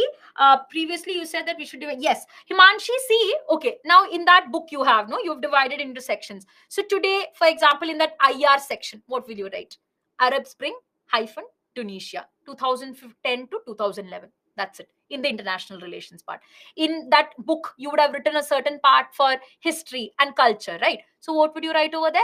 Mahabalipuram or Mamallapuram, 7 pagodas, port city, Pallava king. These pointers you will write over there. Understand? So these notes over here, you whatever I'm saying as prelims, you put it into that category over there. Whatever I'm saying as mains, you make a single page note for it. Is that clear, Himanshi?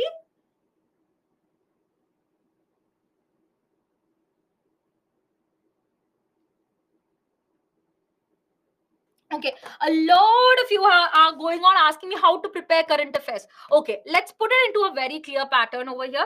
If you're going to attempt your next attempt, like the coming attempt which is there, one way you can go about your current affairs is when you attend the sessions, you get your insights over here, write down your points. After that, you will be having a monthly current affair magazine also. Go through that monthly current affair magazine. Do this in a regular way. So each month, attend the webinars, do the monthly current affair magazine. After the entire process, maybe after one almost, like for example your exam is in May, then around your Jan Feb time, when your test series and all are underway, at that point what you do is you start revising. When you go through your monthly current affairs and your webinars, you would be making notes, right? So you start going through your notes and you start your revision from there. Okay, so current affair preparation is in 2 parts. First, you start with the study part, and that study part has to be very regular. If the study part is not regular, you'll find it extremely difficult to do the revision part.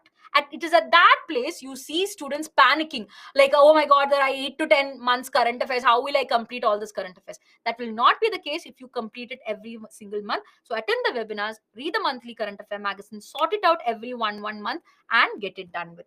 Is that clear? Rizwana, please tell me your question. You put 3, 4 exclamation marks and all. Please tell me what is your question.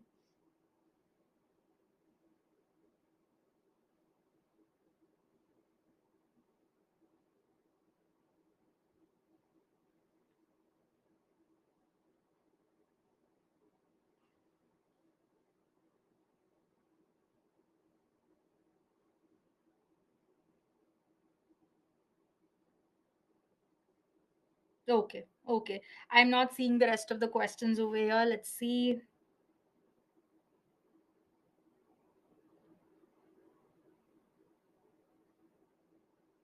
Again, see, you're asking if it is important to make notes because you provide handouts. Okay, I'll just tell you a thing. When I initially started my preparation, uh, I was of the concept like, okay, current affairs, it seems very simple to study. What I used to do at this point was, I used to read a news, okay, and then I would. I do not know how many of you know this method, but then I would just cut out that news which is important. Okay, I would not make notes or anything. I was like, I have the newspaper article itself, why should I make notes? After 3 months, I ended up with a file that was dusty. It had so many newspaper cuttings. I didn't know what had to do. And I put it under different heads and all. I put it like polity, I put it like economy and all that. But I had all these newspaper cuttings with me. And if somebody put a current affair test for me, I would be blank. Now, do you understand the parallelism that I'm trying to draw over here? It's practically impossible for you to sit and read all the handouts when you have to revise, right?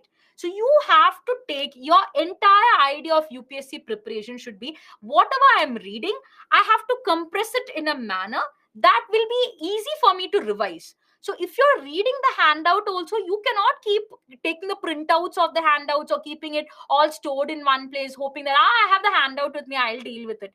It won't happen, guys. I'm telling you, out of experience and out of teaching students over the past several years, it does not happen. You will have to take whatever information you get and make it your own. Make it your own through notes, make it your own through whatever method, but you cannot keep hoarding all this handouts and everything. So this is why, even if handouts are there, you should have separate notes based on the sessions, which will help you revise. Okay. uh, no, it's not. Rajya Sabha is on the upper side. See, the idea of upper house is basically the house which is having the representation of states. It's just a term which is given. It's not because it is on the floor. It's not like that. Okay. Hmm. Aging dictatorships means the dictatorships which have been for quite long. This is a query by Bade. Like it's for 30, 40 years. It's been always already a lot of time these dictators have been in power. That is the idea of aging dictators. Um, Okay, so I think most of your queries are about current affair preparation, not about the topic. So I'm going to fairly assume that the topics that we discussed today have been clear to all of you. Arab winter. Okay, Arab winter basically means it's a contrary term to the Arab Spring, which is there. Arab Spring tried bringing all the democratic principles, which is there. Arab winter, on the other hand, did not, or it is at this point where none of those protests have seen its actual use, and people are already in a very poverty stricken, very very bad situation at this point, where they don't have stable governments, they don't have enough economy, and that is what is called as Arab winter.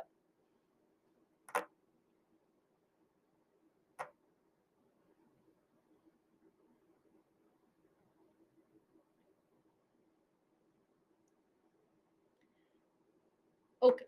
So some Satish has asked, with some known tax havens across the world, Panama, Cyprus, is it legal to have offshore accounts to avoid taxes blatantly?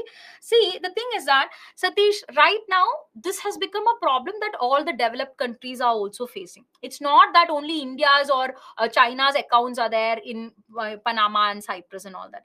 This is why you see certain forums like OECD and all coming and trying to put a clear ban. You must have heard about BEPS, base erosion and profit sharing agreements, which are there. So BEPS agreements and all are being put into place so that these tax havens can also be put under regulatory control. Okay, so now there are even principles where most countries don't form agreements with tax havens until they reform their financial administration in a proper manner. So in the coming times, tax havens are not going to be something considered like a very what you say, a prominent thing. There's going to be a lot of restrictions on them. As of now, what they are doing is legal based on their constitution, which is there. But if you look at the global level, that is not legal, because a lot of illegal activities are happening because there lack of regulation over there. So that is why you have OECD like bodies, G20 like bodies trying to put these bodies under, or put these countries under regulation. Okay, when you study economy, I'm pretty sure you will come across these BEPS related agreements. So that is important there. Mm. Yes, Terry, Panama Papers are different from Pandora Papers. Again, every now and then you do see these things coming out, very, very, these kind of leaks which are there. So Panama Papers are different from Pandora Papers. Pandora Papers is something that happened very recently. Again, the idea, the theme of it again is whistleblowing itself, but the content that came out was different. Okay, Terry? Mm.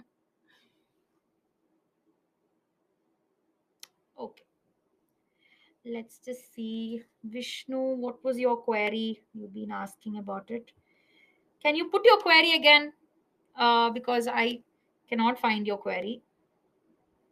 Okay, every time any prominent with no allegations made on them, they can be a way forward by providing reservations for such eminent personalities such as retired senior civil servants, retired judges, such that they can take part in the legislation of the country with their immense knowledge without going into the dust of elections and allegations. Okay, this is your suggestion. Very, very valid suggestion, Vishnu, because again, as earlier one of your classmates also had said, having some kind of a merit-oriented nomination into the Rajya Sabha will also help in this process. It's a very good suggestion. You can write that into your answers, which is that Rahul, Arab Spring and Jasmine.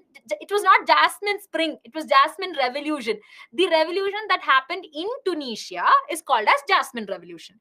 The entire area fighting for democracy, which is Tunisia, Egypt, Algeria, all of them fighting for democracy as a whole, was called as Arab Spring. Okay. Coming to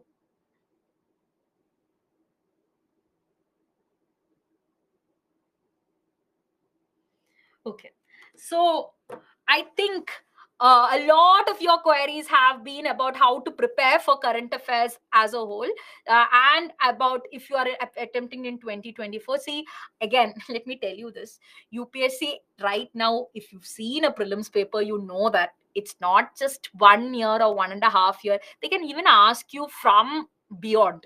So if you are attending these webinars at this point, it's going to be anyway effective for you if you are giving the 2024 attempt. So don't worry about that.